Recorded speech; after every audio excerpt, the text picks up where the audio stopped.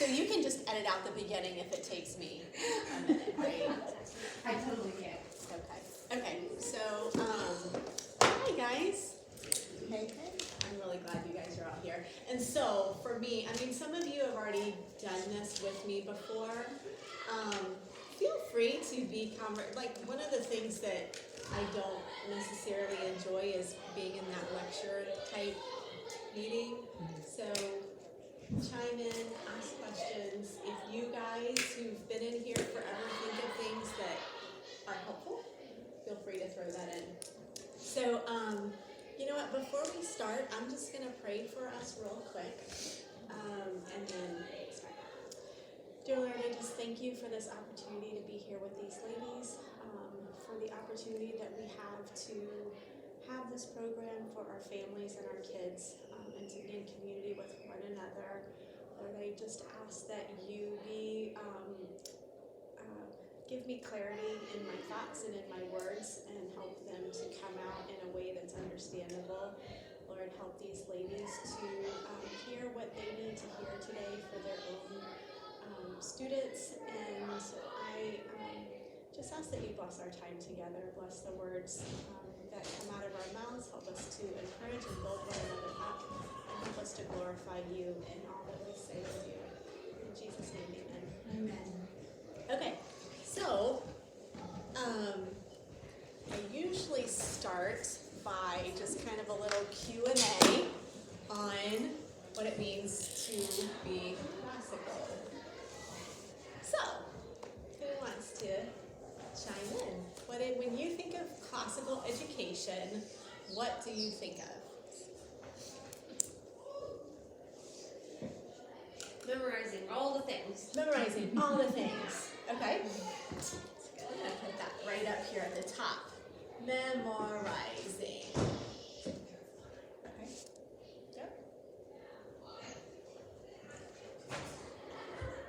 Anyone else?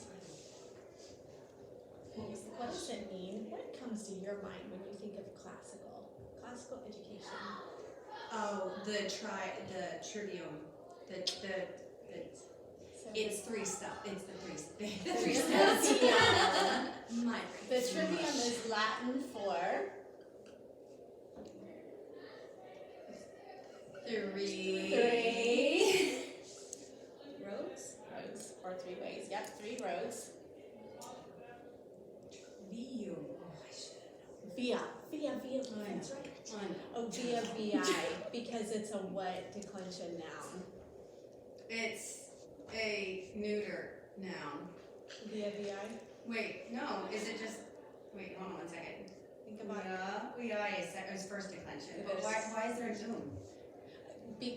So that's what's throwing me off. That's probably because it's accusative, I would think, because the nominative and the genitive are and I know that because I'm just having memorized. But it wouldn't end in zoom unless it was neuter. It's so weird. Like, if it's plural and it's accusative, I'm just letting you know. Actually, it would be an if it was plural.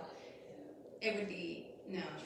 Trivia. It should be I think neuter, and I think I don't know the answer to that. But the next time we do this, you can share. Somebody got something wrong from the get-go. Okay, so the 3 roads, or the 3 ways, what are they? Yeah. So the grammar,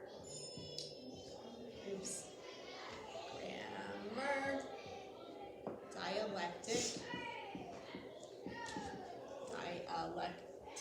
and it is different when you're writing on a board. Rhetoric.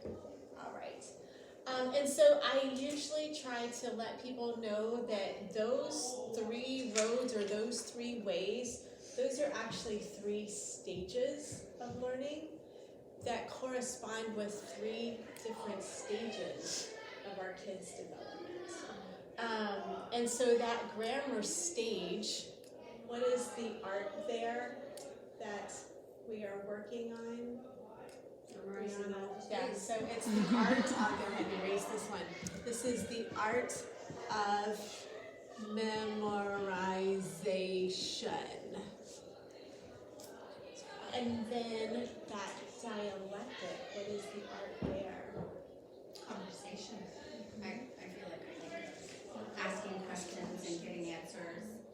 I came up with this thing the other day that I like because I like how it sounds. The art of inquiry. So that's kind of what I'm calling it. The art of inquiry. And then the rhetoric is the art of teaching. That could be Expression. definitely part of it. Expression. We usually say it's the art of persuasion. So there is a teaching and an expressing element there. So the art of persuasion. That might have two S's. Or it might only have one. I can't really tell. Anyway, it's all good. So these are the 3 stages of learning that the classical model follows. And like I had said before, these 3 stages line up, they correspond really well to the developmental stages of our kids. And I'm just gonna run through that with you guys who haven't ever heard me talk about it before. So the grammar stage, what ages are we usually thinking of with that grammar stage? So they're elementary ages. And when our kids are in those elementary age, so from toddler on up through that 10, 11 year ages, they are sponges for information. And I did research years ago when I was directing Foundations and Essentials on just the whole memorizing, the way the brain works. And during those very young ages, our children's brains are rapidly making connections between the neurons in their brains. And with every bit of information that goes into the brain, whether it's visual or auditory or kinesthetic or whatever, the neurons make those connections. And so if you think about it, when we're teaching our kids different things to memorize, we can do the hand motions, they're gonna hear it, they're gonna see things. Those are all different pathways, neurological pathways to that same bit of information. So with the more information that gets put in, that's more connections there between those neurons in the brain. And God just made them during this stage of development to enjoy repetition and to really be adept at remembering things. I have to ask my kids now, can you please remember this and remind me, because I already know, I am not gonna remember this. They're going to. So then as our kids get older and they go through those developmental stages, when they start coming towards those preteen and those early adolescent years, the brain actually goes through a process, it's called neural pruning, and those neurons that haven't made connections with other neurons, they are pruned away. But all the neurons that have made connections and they stay, they go through another process, it's called myelinization. And that, if you guys, in Challenge A, if you guys remember what that neuron looks like, it's got that long axon, right, Curly? Yes. A long axon. So myelinization is when the myelin sheath around that long axon is thickened, and what it's doing is it's preparing the brain for critical thinking and for higher level thinking. So it's a natural process that our kids go into as they approach this dialectic stage. We see this in our kids because they start questioning everything. They want to know, rather than the who, what, and when, the facts that they've been asking, they start wanting to know the why. Sometimes it comes across as confrontational or as argumentative. As they're grappling with things, they're just questioning everything. So in this dialectic stage, we want to give them tools to ask good questions so that they can grapple with this information that they have previously memorized. So here, if you think in grammar stage as memorization, this is the input stage if we want to compare it to a computer. We're inputting information. This dialectic, we're grappling with it, we're asking good questions, we're researching the answers. This is the processing stage. And then again, as our kids are growing older, they're going into those older teen years, those high school years, they are still going through changes that are hormonal and Annoying? Oh, no. That's not you what you said- meant.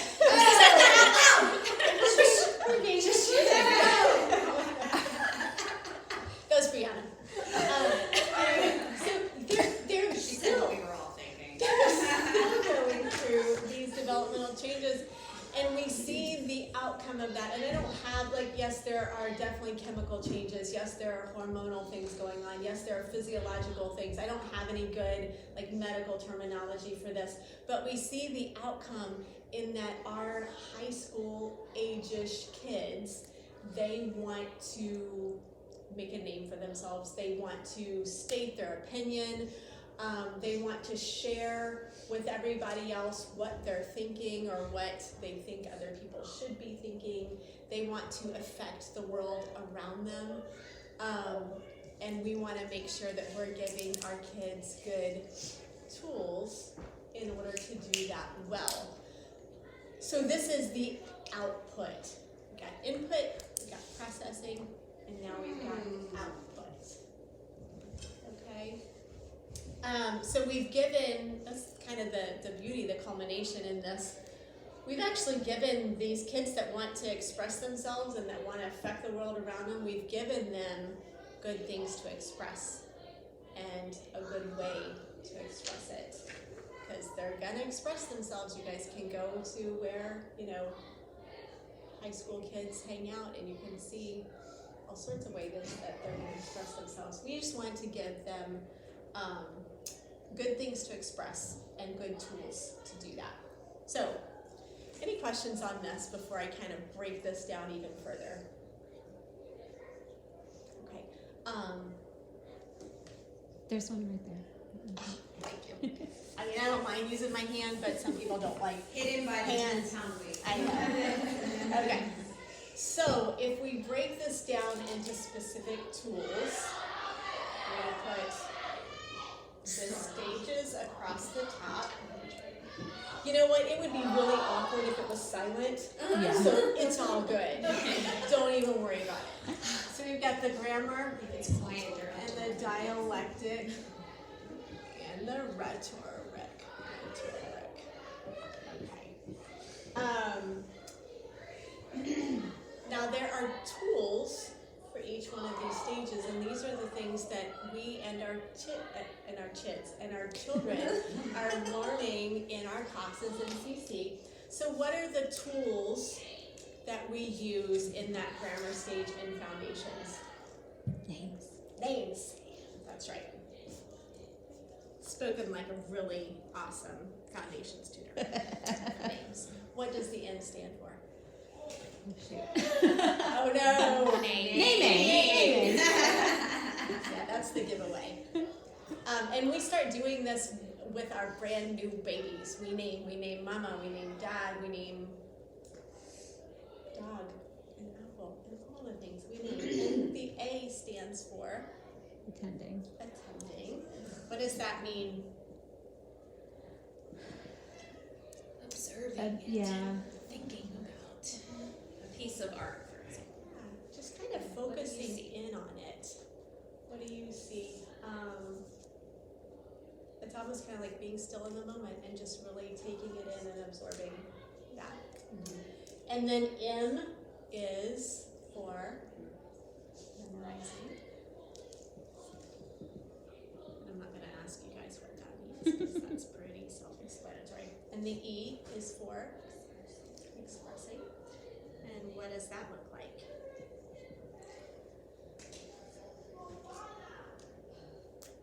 Repeating it back, singing a song, chanting, painting, presentation skills, maybe even like expressing what so I kind of see this as all those different neural pathways then, whether we're doing the hand motions or whether we're singing or drawing a picture or whatever, these are all the neural pathways that we're using to get to that bit of information. And then the S is for Storytelling. storytelling. And why is that there when you think about the storytelling part? Gives context. And it also allows the kids a fun way to like process what you have learned and put it in words and make it relatable. Yeah, so it can be them storytelling or it can be new storytelling. I know if I give my kids something that I want them to remember and then I put it in a context of something like what I did when I was a little girl, they are going to retrieve that information so much easier when I put it in, like you said, Brianna, into the context of a story. Okay, so those are our tools for the grammar stage. What are our tools for the dialectic stage? Common topics. The 5 common topics. And what are those 5 common, I'll spell it out, common topics? Definition. Definition. What does that mean? You're just what is the thing? What is it? What are its parts? What are its parts? What is it not? Mm-hmm. Yep. Yeah. So definition. What's the second one? I would say comparison next. That's your go-to for That's number mine, 2? yeah. I like that one. I think it makes sense. I agree. That's my number 2 also because it flows just so easily from definition. So comparison. Do people debate on the order? Is that okay? No, there's not. Okay. I just go there with my brain. Okay. And you won't, when you're exploring a topic, and if you're having a conversation in a Challenge A class, for example, you may not hit on every single one of these common topics in any one conversation. You may only hit on a couple. You could hit on all of them, but it's not necessary. So the comparison is, How is this similar to this? How is it different? yep, exactly, similar and different. Okay, and then do you have a go-to number 3? Circumstance. And what do you mean when you say circumstance? Well, for me, I always think of cause and effect. What was happening? No, that's relationship. You're right. What is happening at the same time in that same area or during that same time period? What is happening elsewhere? Right. Going out that target, Exactly. thinking of that target, and kind of moving out. Yeah, exactly. So, for example, in one of their stories, and we kind of always go to the Lion, the Witch, and the Wardrobe, right? And the Lion, the Witch, and the Wardrobe, during the whole story of Lucy and Edmund and what's going on in England? Well, they're in World War II. What's going on in the greater part of the world? Or what's going on in the wardrobe? It just kind of compartmentalizes or lets you see the bigger picture of of what's going on. Yeah. And then, okay, so that's 3. Number 4 is Relationship. relationship. And this one That is, was the cause and effect. this one is cause and effect. That's right. And sometimes that takes a little bit because we think when we think relationships, we're kind of thinking comparison a little bit, but it's not. Relationship here is cause and effect. And here again, there's some connection there with circumstance. Well, what was the cause of World War II in the life of the Peninsky kids? What was their last name? What is it? I can't start on the P. Pevensies, that's it. So, right, they're put on a train, they're sent to their uncle's house. What's the result of that? They, are in this big manor and they stumble on this wardrobe. So, cause and effect. Okay, and then the last common topic is Testimony or authority. testimony or authority. And this is basically says who. Who's the authority on this? I love that. Says who? Says who, exactly. Or who's the eyewitness? Yeah. Or what is the data supporting this thing? Yeah. And then ultimately, as a challenge director, our ultimate authority is God's Word. How does this line up with what we know in God's Word? That's always just a good wrap up to a lot of the conversations. So any questions about our 5 common topics? Now let's go into the tools of the rhetoric stage. What are our tools in that stage? Invention. The 5. The 5 Oh, what? canons of rhetoric. The 5 canons of We're jumping in. rhetoric. You guys are. Okay, and the first one is invention.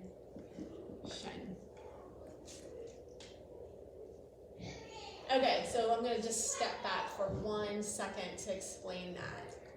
Okay, so all of these tools, these grammar tools here, names, these are all encompassed in this first common topic of definition.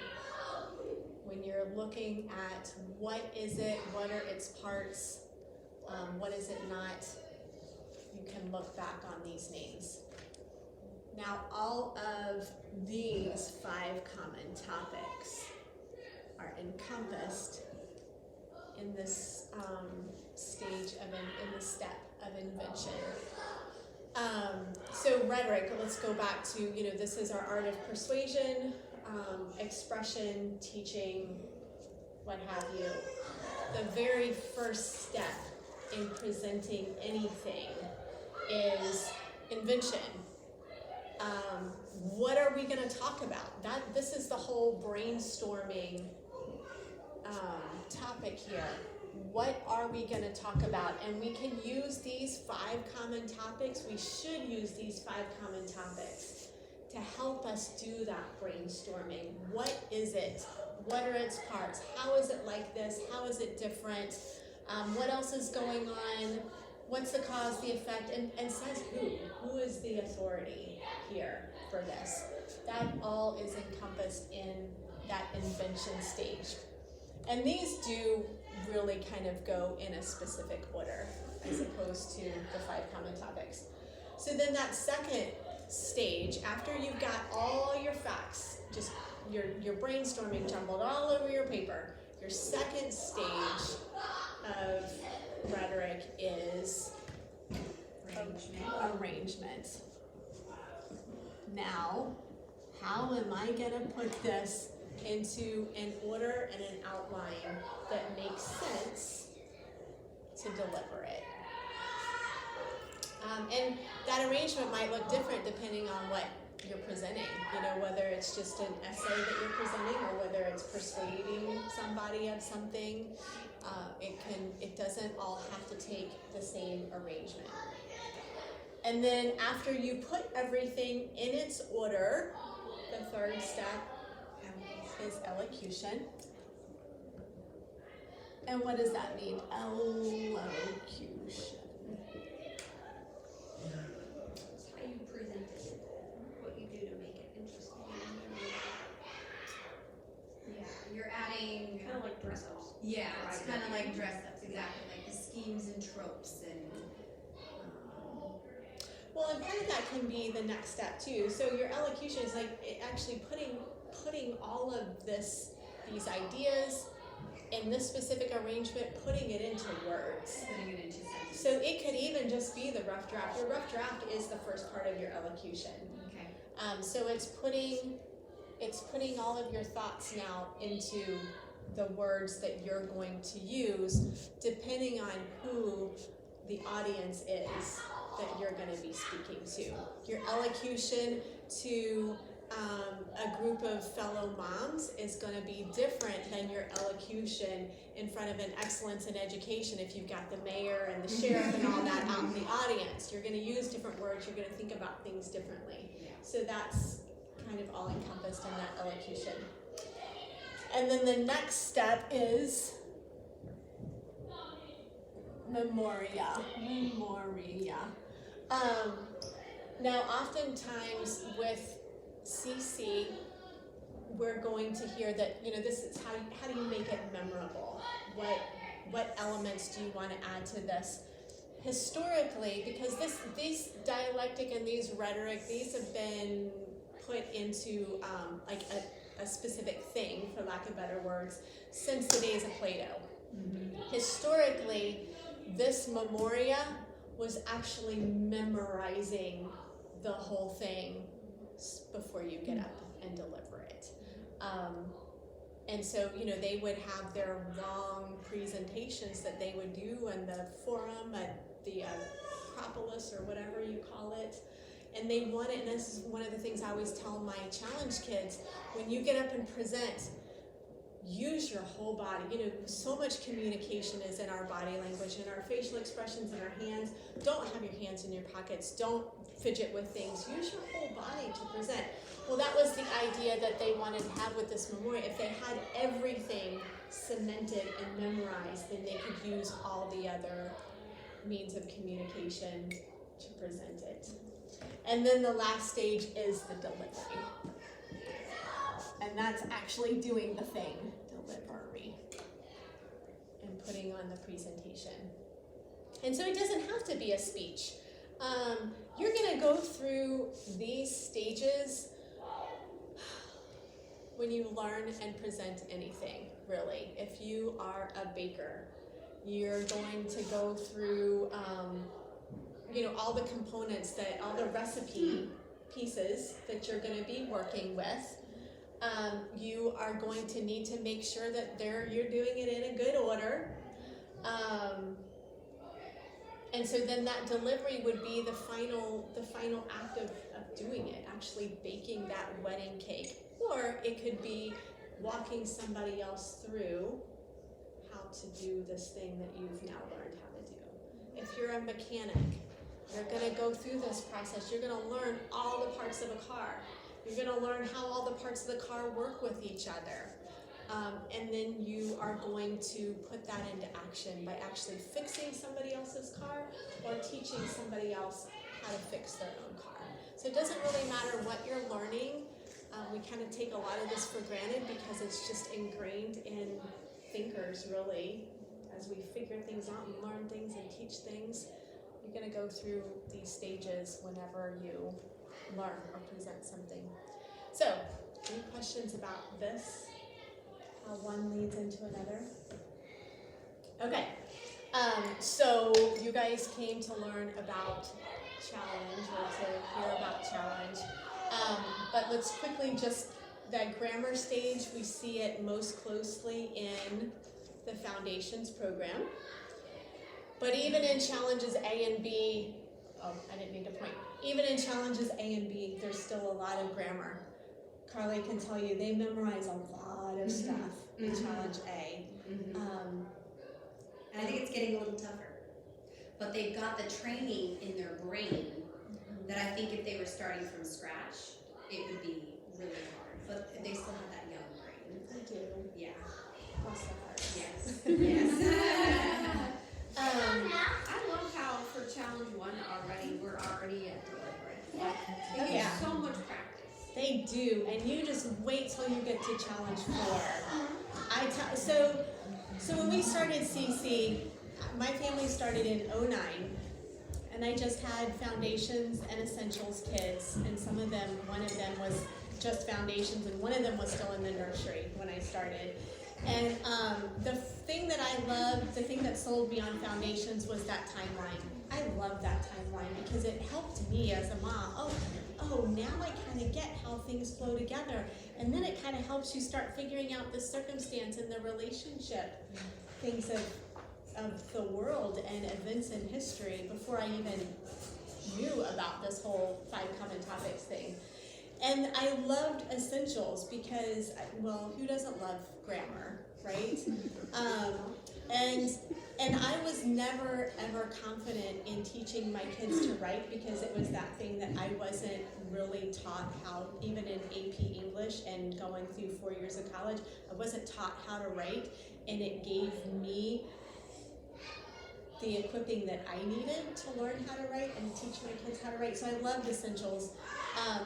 And then we got to Challenge, and love Challenge, but it gets better every year. And so my oldest two did not go through Challenge because we moved out of the country. We did continue to homeschool. They did get a classical education, but we just didn't have CC out of the country. So my youngest two are going, and my third is in Challenge 4. It's my first time going through Challenge 4. And in Challenge 4, they write one paper. How many papers are you writing in Challenge 1? Oh my gosh, I don't Tons. Okay, in Challenge 2, I'm directing Challenge 2 this year with my youngest. You probably write a little bit more than you do in Challenge 1. In Challenge 3, you cut back just a little bit. They don't write quite as much. In Challenge 4, they write one paper, and they do presentations all year long. Presentations. And that one paper that they write is their senior thesis that takes a whole semester, and it's like 15 plus pages long. So it's exciting. So we did, and I go to Culpeper with my kids, and we had an Excellence in Education event that we did, a month ago, I can't remember. And each of the programs was asked to do something like just a short 3 to 5 minute thing to highlight their program. And Challenge 4, the director of our Challenge 4 classes, Teresa Lynch, the AR, and she asked a couple of the kids if they would present. They for week 15, one of the presentations is an Old Testament presentation. So they've been studying the Old Testament for the first semester, and I can't remember now exactly what the prompt was, but basically something about the Old Testament, and I don't remember. I do not remember. Sorry. But anyway, so my son in Challenge 4, I told her, like, yeah, he will definitely present if you need him to. So she asked him if he would do it, and he got up in front. There was probably 150 people in the sanctuaries. Obviously, all the parents in the community, including the dads, and then there were grandparents there, and then there were friends, and there was just anybody and everybody. And he got up in front of that whole group of people without batting an eye, flinching, just with some note cards and his Bible in front of him. And it didn't end up being 5 minutes, it was more like 10 minutes, but he gave this absolutely incredible Old Testament speech. And I wish I could remember the prompt, but it was good. It was impressive. It's really hard for me to stand in front of a group of people and present without my nerves getting the best of me, but to watch these high school kids get up and do that, and it's just so thoughtful and it's so eloquently done. It really is, it's just exciting. So anyway, any questions about this? Okay. Oh, dialectic. So going into Essentials, we've still got a lot of grammar, but we're beginning that dialectic process as we're doing the question confirmation with parsing and labeling sentences. And then as we go into Challenge A, there is still going to be grammar. There's still going to be a lot of memorization in each of those challenge levels, but especially A and B. But they're going to start working a lot more heavily with these dialectic 5 common topics as they grapple with subjects. And then in A and B, they're going to start going through typically heavily on the first 3, sometimes all 5 of these canons of rhetoric. By the time they're in 1, though, they're going through all 5 of these canons of rhetoric. With my own kids and as a challenge director, I am constantly quizzing my kids on these. When I'm asking them questions, and I'll, as a Challenge 2 director, I want my students to start thinking of good 5 common topic questions as we're having conversations in class. And then I have them walk me through these 5 canons of rhetoric as they're putting together a paper or a presentation, because these are the skills, these are the tools that they need to be internalizing to learn and to present anything. So it's not just subject knowledge that we're working towards, it's learning tools that we're working towards. Okay, so challenge.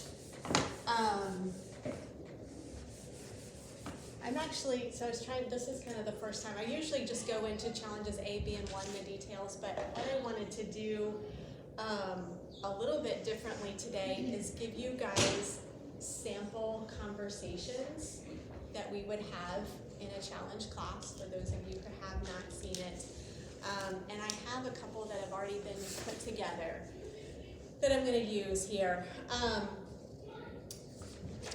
don't know what I did with my glasses, so hopefully I'll be able to see most of this. Okay, so how do you have a math conversation? Right? I'm going to I'm actually going to need my glasses because I can't see this. This already is the hardest one. Math conversations. It is hard. What's hard? Math conversations. I struggle with them. So I'm excited. Give me good ideas. I think they're hard. I have a pair of glasses in my pocket of my jacket. Yeah. I'm sorry.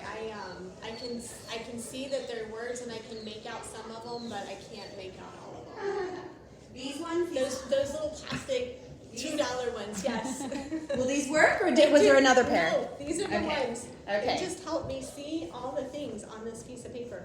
Okay, so, all right, here we go.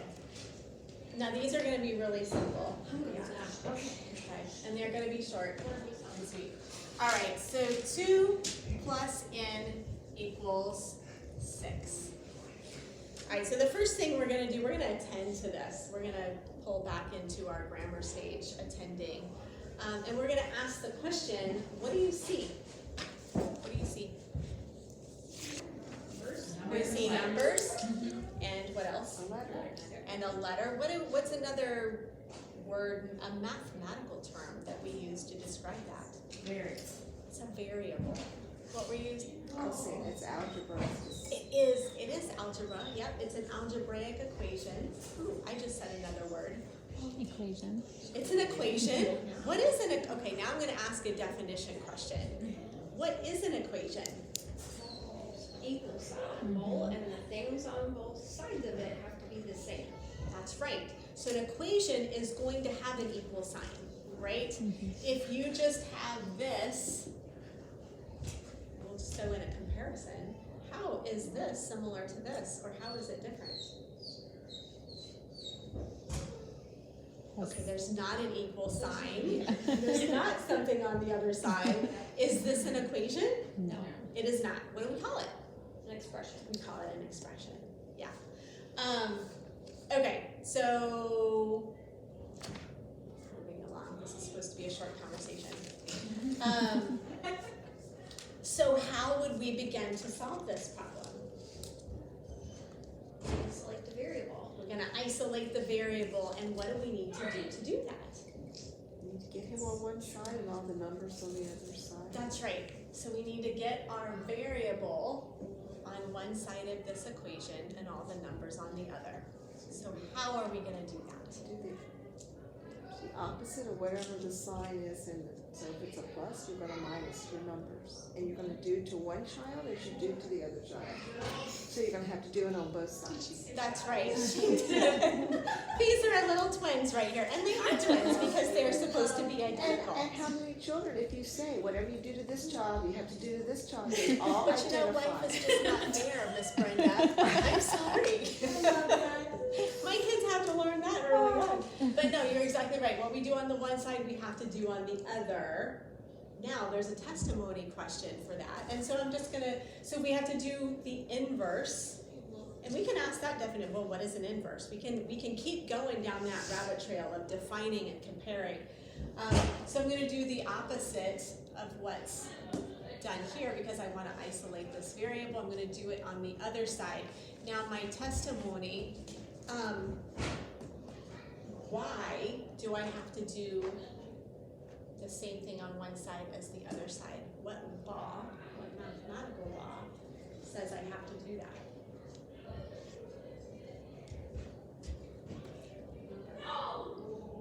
This is where my kids default to Nicole, the math lady says so.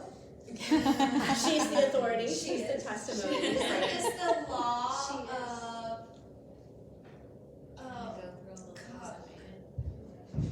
Okay, It's so the the one who paper here distributed, says it's the right? law of equality. Oh, That's what the paper says, right, because of the equal sign, yeah. But I think that an argument could be made too for the law of identity. That's what I was the law of identity. That's what I would say in my class, and we would talk, and so then we would go and we would pull back from, pull information from foundations, because I think all but one of my kids has been through foundations, and we just start pulling out those laws that they memorized. In foundations, they memorize the law of identity, the commutative property, the associative, commutative, distributive, and law of identity. So I pull those in as often as I can into that conversation. All right, so we've subtracted our 2 from both sides because we've got this little invisible plus up here. And we come down here with our answer. We can bring it down. We're gonna make, oops, nope. That's not what we do in class. Okay, we do our math correctly. All right, so there's one. I am going to do another one here. Equals 13. And I can ask the same questions. What do you see?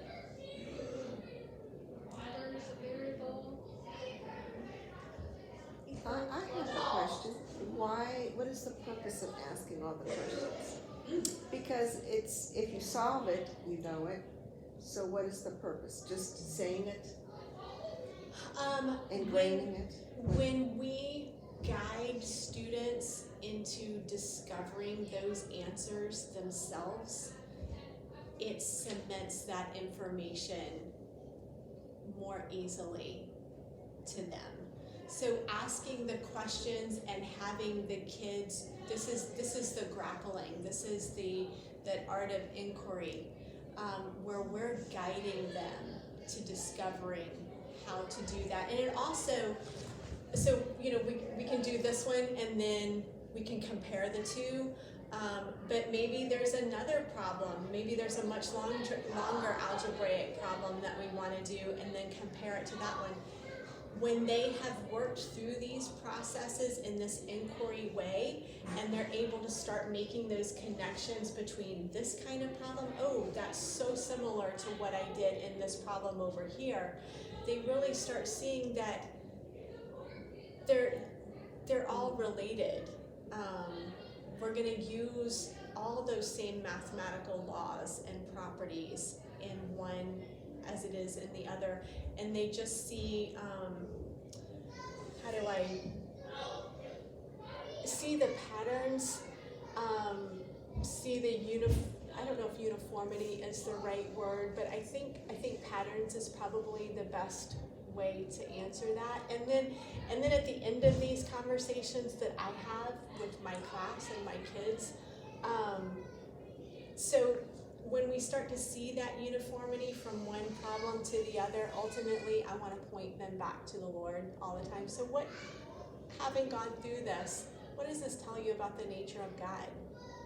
That we have this system, like this orderly system of doing things, and these patterns that you can see from one kind of problem to another, which initially could have looked like a completely different problem, but they really boil down to using the same laws. What does this communicate to you about the nature of God? And then we can take that conversation even a step further. How did these type problems, how do you compare them to what we did in biology today or what we did in logic today? And when when you start investigating things more on this, using the dialogue and questions and inquiry, it really opens up more conversation. It opens up more just being able to see a bigger picture there from one subject to another, and ultimately, I mean, my goal in all of it, or not, maybe not my goal, but my bigger sorry, can't think of any words. My bigger motivation, for lack of better words, is how does this point you to the Creator, to God? That's kind of my line of conversation in class with my kids. Does that kind of answer what you're looking for, or okay? And I would like to add something. I think you explained it so nicely. But one other thing that I think of when you start asking them why or what do you see? Why is it like that? It starts to create the pathways in their brain to ask the question why, to find the truth. And I think that ends up clearing the pathways in the brain to ask that on even a more spiritual level, like why is this the truth? Why do I believe this? Not just somebody told me it. I found the reason why. I dug deeper. And I think that sets them up for starting to ask those questions. Why? Why? And then they go and they look for the why. And then they find it. And they did that themselves. Somebody didn't tell them, they did it. And if you're looking at just the context of math too, so my oldest son, he's not a neurotypical kid. Math for him was Groundhog Day every single day through the end of 12th grade. He and I, you work towards independence with your kids. He and I did math together every single day for 12 years of his education.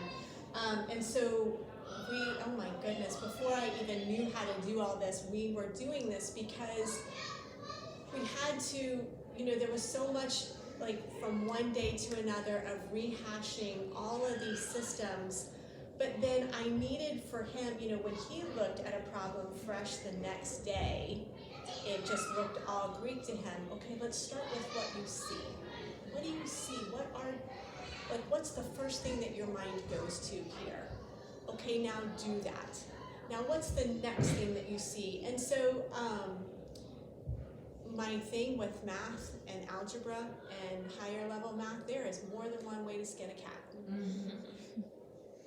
Teaching a kid like the steps in order for every single problem and doing that in order, that just doesn't work for all of them. If they can see it in a bigger way and see that there are so many different pathways now. If you go down this pathway, it might take you an hour to get to the end, versus if you were to go down this pathway, you could be there in 5 minutes, But just seeing that there are so many different angles to any one problem, but keep taking that next step. If you're committed on a path, keep going, but just keep taking that next step and looking for that next step. What do you see? What can you do with this? Why are you able to do this thing? I don't know if that's helpful, but we did a lot of that. Okay, all right, so anyway, I'm not gonna finish that, the whole math conversation, but I am going to bring up another one. So we'll do this exposition one here. And I don't need the board for this one, but I'm going to read to you a couple lines here. It was at this point that, okay, this is just not good printing at all, I can barely see it. It was at this point that Bilbo stopped going on from there. Okay, it was at this point that Bilbo stopped, there's a period. Going on from there was the bravest thing he ever did. The tremendous thing that happened afterward were as nothing compared to it. He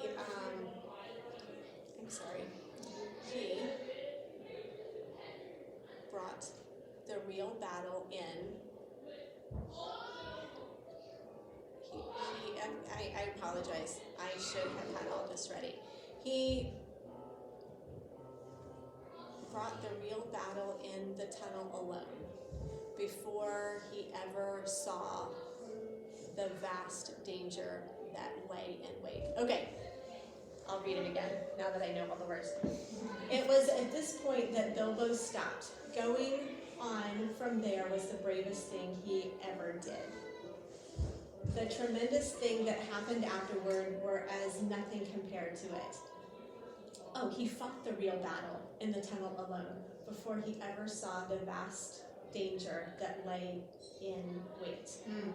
Okay, so where's that from? Hobbit. It's from The Hobbit. Bilbo. Sorry. I What thought were you you said gonna say? Frodo. In my head, I'm thinking Frodo in the tunnel with the spider. Not right. Yeah, so it's it does say Bilbo. I can see that B. It's definitely not an F, but it is from The Hobbit. So what do you remember about this story? Well, I think in this moment, it's just a matter of starting the journey was the biggest fight that he needed to have. He didn't even know what all the things that were about to happen to him, but that was the biggest thing right there, was just starting the journey. Like taking that first step? Yes. Yeah. Okay, so the quote comes from The Hobbit by J.R.R. Tolkien, and challenged 2 students read that in second semester. Bilbo is the hero of the story, and he's about to face the menacing dragon named Smaug. Okay, so if we're going through 5 common topic questions here, what's the first one that we usually ask? Definition. Definition. Yep. So what is bravery? Doing the thing, even though you're afraid of it. Doing the thing. That's right. Does anybody else have a different definition for bravery?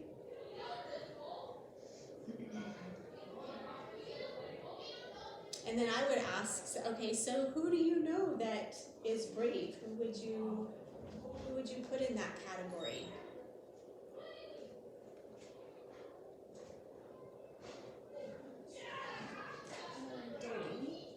Delaney. Okay. She's had big surgeries on her feet, and she was very brave. Yeah. Even though I was scared, she did right. So then a circumstance question. According to this quote, who is with Bilbo?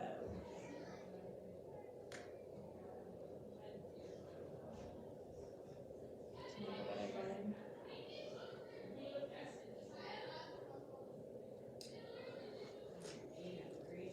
I know, right? Look at it all over again.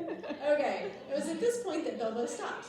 Going on from there was the bravest thing he ever did. The tremendous things that happened afterwards were as nothing compared to it. He fought the real battle in the tunnel alone. Before he ever saw the vast danger that lay in wait. Yeah. So he's in this tunnel alone. So then a comparison, how is fighting a battle alone different from fighting a battle alongside others?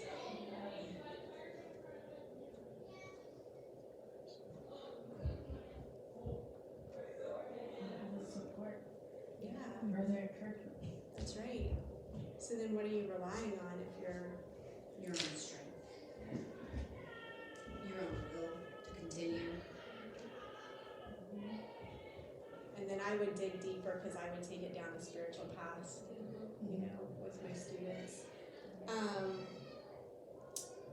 So then, you know, comparison, are there, you know, what other scenarios in literature have we read from this year where our character went into something alone? How did that character respond? I would ask those comparison questions. I would ask those circumstance questions and relationship questions with the kids in my class to get them thinking deeper about that story. And ultimately, I would be asking them spiritual questions in there too, always, you know, with the eye towards guiding them to to God's word. Okay, so I'm gonna do one more because this other one I just, oh goodness, did I bring it with me? I may not have brought it with me. Okay, never mind. So one of the things, I did an Experience CC event for the Manassas community where just comparing, or actually really kind of guiding the moms through those 3 stages, the grammar, the dialectic, and the rhetoric, and showing them, okay, this is what we do in foundations, this is what we do in essentials, and this is then where it goes to in challenge. And the sentence that I gave them for foundations, it was the Columbus. Tell me about Columbus. In 1492. Right. Okay, so we all know that song like the back of our heads, and now you will not forget it today. It's cemented in your head. Thank you. And then walk them through the essentials, parsing that same, a shortened version of that same sentence, and walking through the whole the grammar of that, parsing it and diagramming that sentence. And then I read to them a portion it's actually in challenge 1. There is an excerpt, I can't remember the name of it now, Apologia, an excerpt that Columbus actually wrote talking about basically his quest to get funding, God's providence, God's sovereignty behind, he had been turned down by 7 different sovereigns, Right, yeah. right? And then he cited the king and queen, so Isabel and Ferdinand, who were, I can't remember now the locations of those, but he goes into detail. It was part of Spain, so one of them was Aragorn, no, that's Lord of the Rings, Aragon, and then the other is Castile, so the sovereigns of Castile and Aragon. That's how it's worded, and it is part of Spain, that's right. So anyways, he goes through that explanation, and we read that in challenge 1, and then in challenge 2, we're reading the book, and we're watching the videos, How Shall We Then Live by Francis Schaeffer, and we're learning about worldviews. And then in challenge 3, U.S. history, they're reading Patriots' History of the World. And in the first chapter, it goes into great detail about Columbus's exploits and adventures and whatnot. But so walking through that really just gave good opportunity for really digging into those 5 common topics. From where is Castile and Aragon? Grappling with that. What is a sovereign? Well, it's a king or a queen. Looking at the circumstance, he was turned down by England and by France, I think it was. And since he was actually funded by the sovereigns of Aragon, it had him setting sail from further south in Europe, which then, in the sovereignty of God, put him in those trade winds that carried him westward then to land where he did.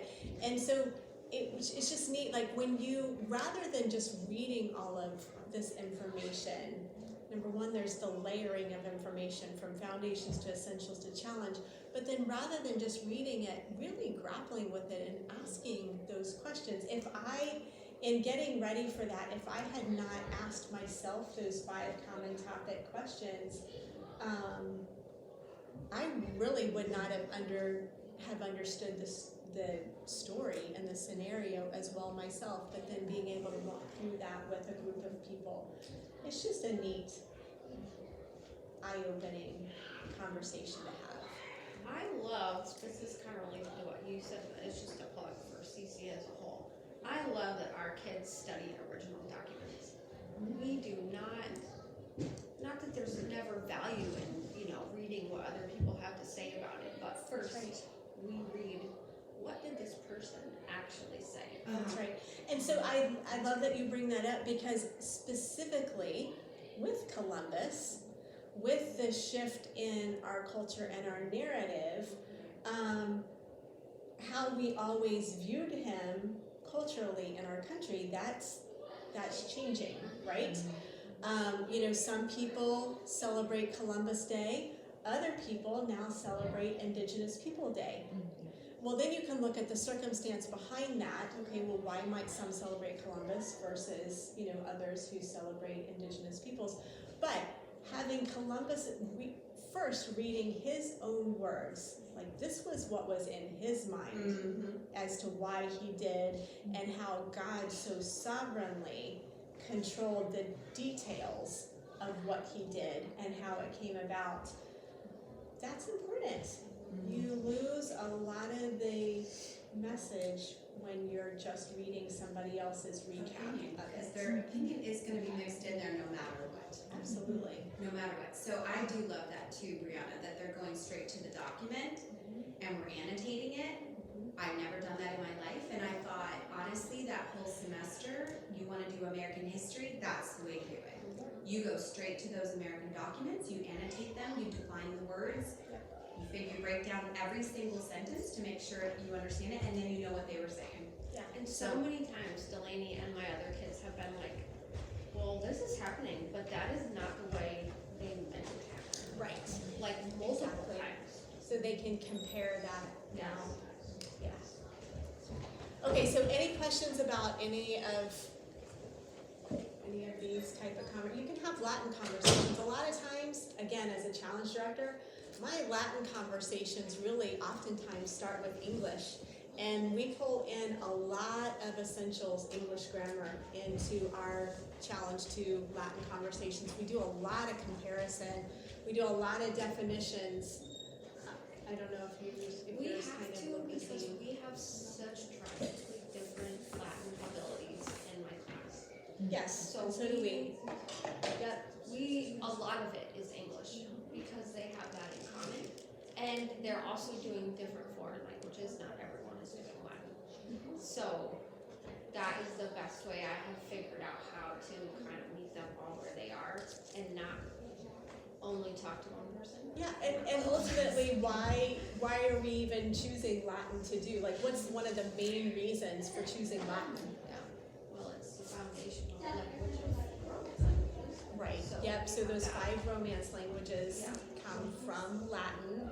English, 60% of English comes from French, which is one of the Romance languages. So ultimately, the reason we're studying Latin is to help us understand our own language better.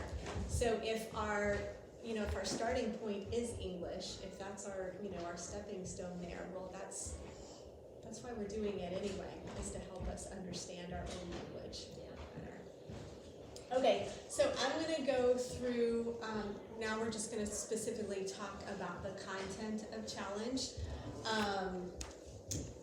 So in foundations, we have 5 components in foundations. In essentials, there are 3 components in essentials. But in challenge, we have 6 strands that we're studying. And those 6 strands are the same for each challenge level generally. Some of the details are going to be different from one challenge level to another. So, and why do we call them strands? Does anybody know, rather than subjects? Because they're interconnected. Because, yeah, just like strands of a cord are woven together. We want our subject. That's one of the aspects of a classical education, is that they're integrated. So these 6 strands, that's a 6 strands, are, the first is the grammar strand. And grammar, as we were just talking about, grammar is Latin. Throughout every challenge level, it's going to be Latin. And I'm going to pull these. So this is Henley 1. In challenge A, the students are going to cover roughly 1/3 of the book. They're going to cover nouns and pronouns and a little bit of adjectives, and they're going to start on verbs, Yep. right? Yep. And that's kind of the extent of it. Yep.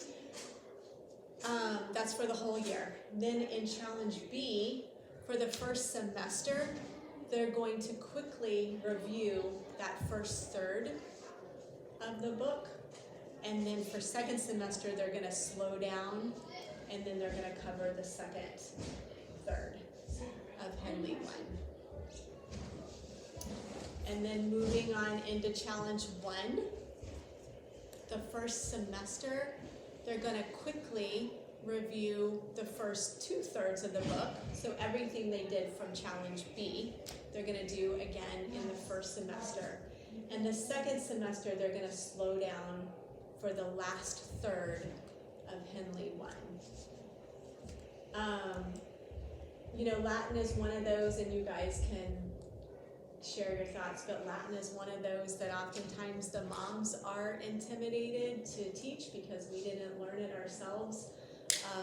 And sometimes, especially towards the end of the year, the pace picks up and it gets a little bit tougher at the end of that second semester. Just know that next year they're going to review it all over again.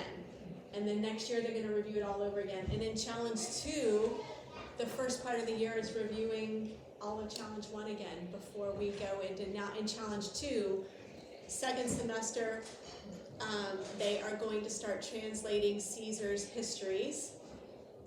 In Challenge 3, they're translating great orators Caesar and Cicero and some of the Vulgate, if I remember correctly.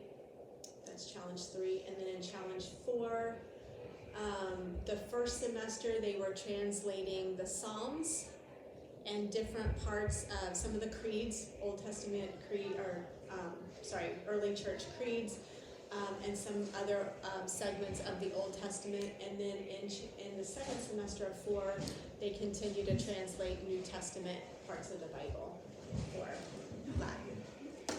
Okay, that's the first strand. The second strand, so this is always Latin. And the second strand is logic, and logic is always math. And CC, a lot of times classical educators, they use Saxon math curriculum, but not everybody does, and you don't, in any one class, not all the kids are at the same level of math, and they're definitely not all using the same curriculum. But you can always have a math conversation. The rules are always the same. One curriculum might teach kids one way of doing a math problem, where another curriculum might teach them another way. And just like I said earlier, there's more than one way to skin a cat. So we can have different conversations about those same math problems. So logic is always math. And then the next subject is going to be research. And research is always science. And it looks a little different from one level to the next. So in Challenge A, research. Okay, let's see here. I just drew a blank. Carly, help me. What are we doing in Challenge? What's the first semester? Oh, it's natural science. Okay, yep. So the first semester of Challenge A, natural science. Each week, this is where the kids are going to have the opportunity to practice and hone their writing skills, their essay writing skills that they learned in IEW. So each week they're going to have a topic. For example, one week it's going to be mammals, another week it's going to be invertebrates. They're going to research their favorite mammal or their favorite invertebrate. They're going to put together keyword outlines based on their research. They're going to fuse those keyword outlines into their own essay, and then they're going to come to class ready to present what they researched for science. That's the first 10 weeks. That's the first 10 weeks. Second And then 10 weeks. after that, Science project. science fair. Science fair. And that science fair project gives them the opportunity to really, The scientific method. exactly. So dive deeper and put that scientific method into action as they're researching their own science fair project, doing their background research, putting together their procedures and their board. At the end, that culminates with. And they get to put together a lab report, which preps them for one, when they have labs at CC, and then on some of them, not all of them, they have to come home and write a lab report on that science experiment that they did. So that preps them for knowing how to put together a lab report. That's right, because it's not until challenge 1 that we actually start using textbooks. In challenge 1, in the research strand, we will start using textbooks to study science. And then, like Harley was saying, yes, there's a lab component, and they'll start writing lab reports, formal lab reports for that. So, so you've got the natural science, the research, and then the science fair, and then the last 10 weeks is human anatomy. And so in human anatomy, each week they're taking a different system. So it might be the neurological system or the digestive system, and they're memorizing all the components of those anatomical systems, and they're drawing those systems so that by the end of those 10 weeks they know. And I tested them on the definitions. I mean, I don't know that every Challenge A director does that, but I felt like it was important for them to know the function of each of the part, not just the name of the part.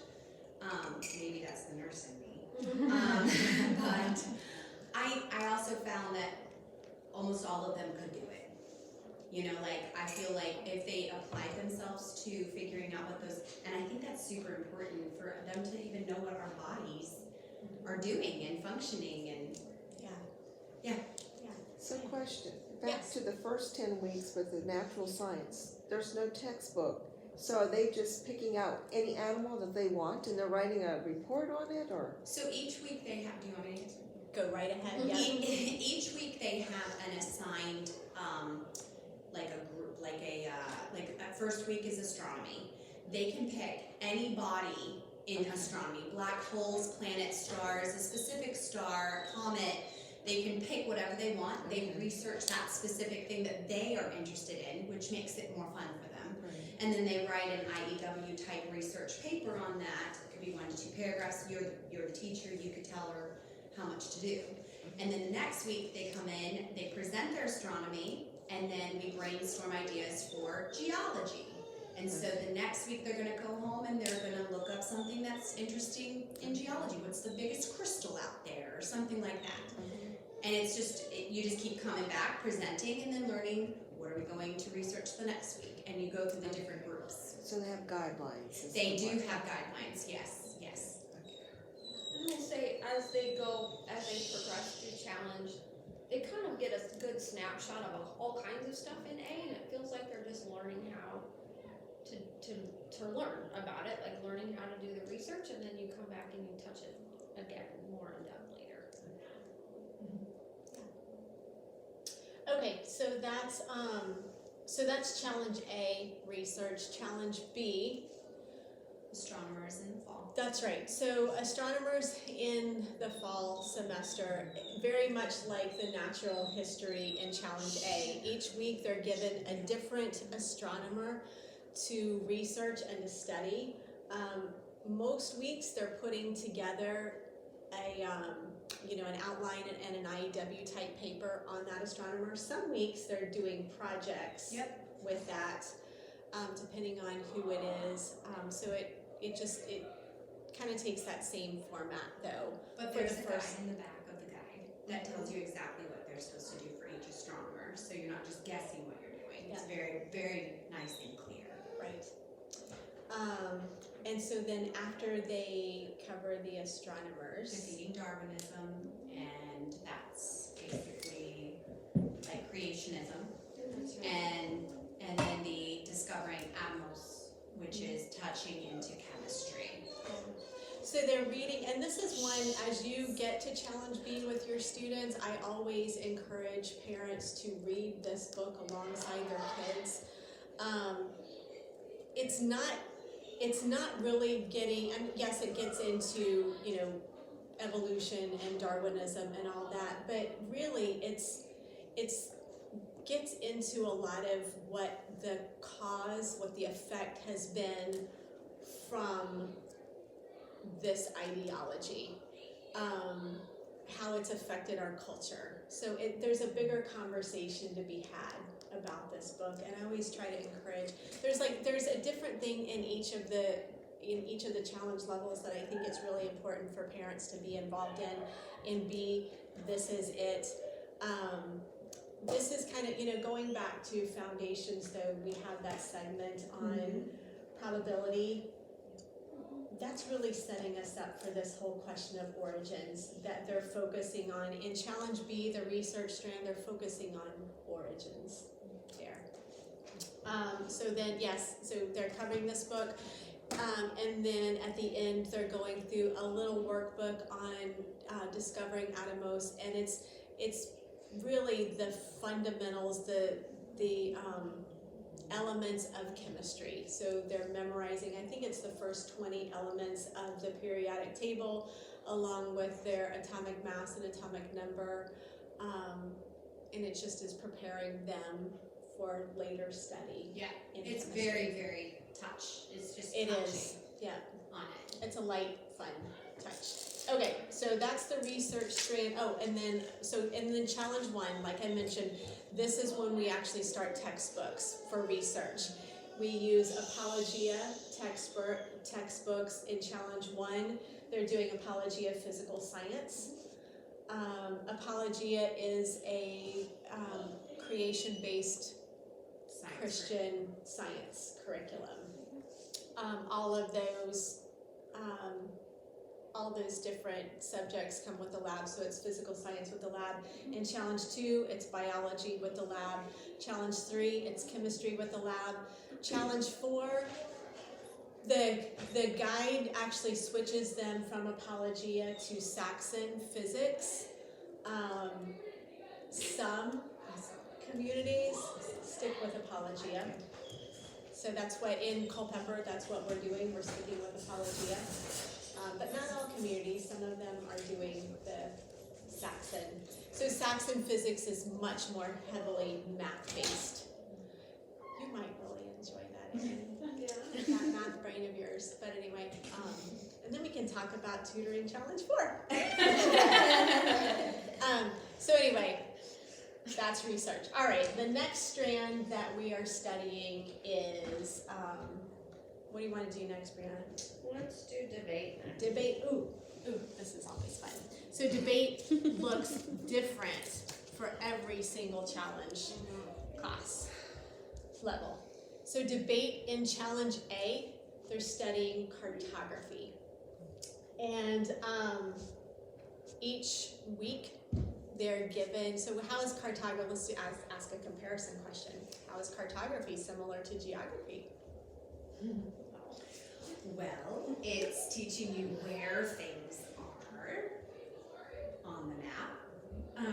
And Drawing. Do you draw in geology or geometry or Okay, well, that would be geography? how it's You got different. there. Did you say geography? Geography, Yeah. So Yeah. that would be how it's different. Like that's how it's different. Yeah, because I didn't draw anything in geography class, but I learned where things were. That's right. And did you remember that? No. No. Okay, so this is my little anecdotal here. I've had 2 kids go through Challenge A. My first child who went, neither of them are artistically inclined. They're boys, okay? So a stick figure can, that's the extent of their artistic interest. So my third son, when he went through Challenge A, I decided that we were just gonna stick with Blackline Master. Am I saying it right? The Blackline Master maps.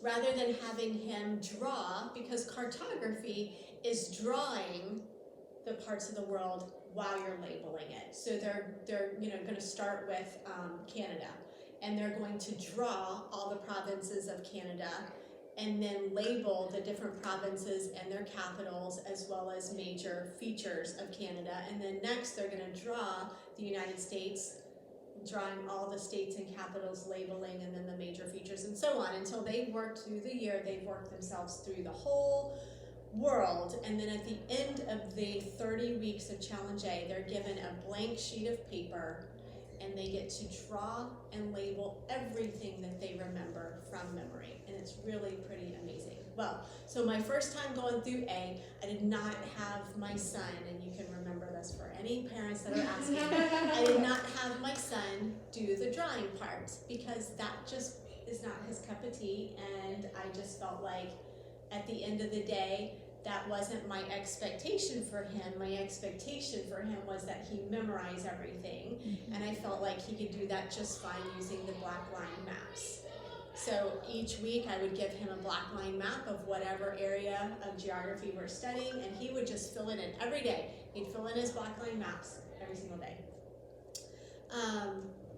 Completed the year, and really can't remember any of it. Going through the second time with my youngest, really not any different, not an artist, but I was determined we're gonna do it the way the guide actually tells us to do it. Now on his first day at home, I would just have him trace using tracing paper and fill everything in, but days 2 through 4, he had to draw it freehand and fill everything in just the way cartography is supposed to be with the drawing and the labeling. That boy remembers all of it. So going back to just the different pathways to that information, and I think you had said something else.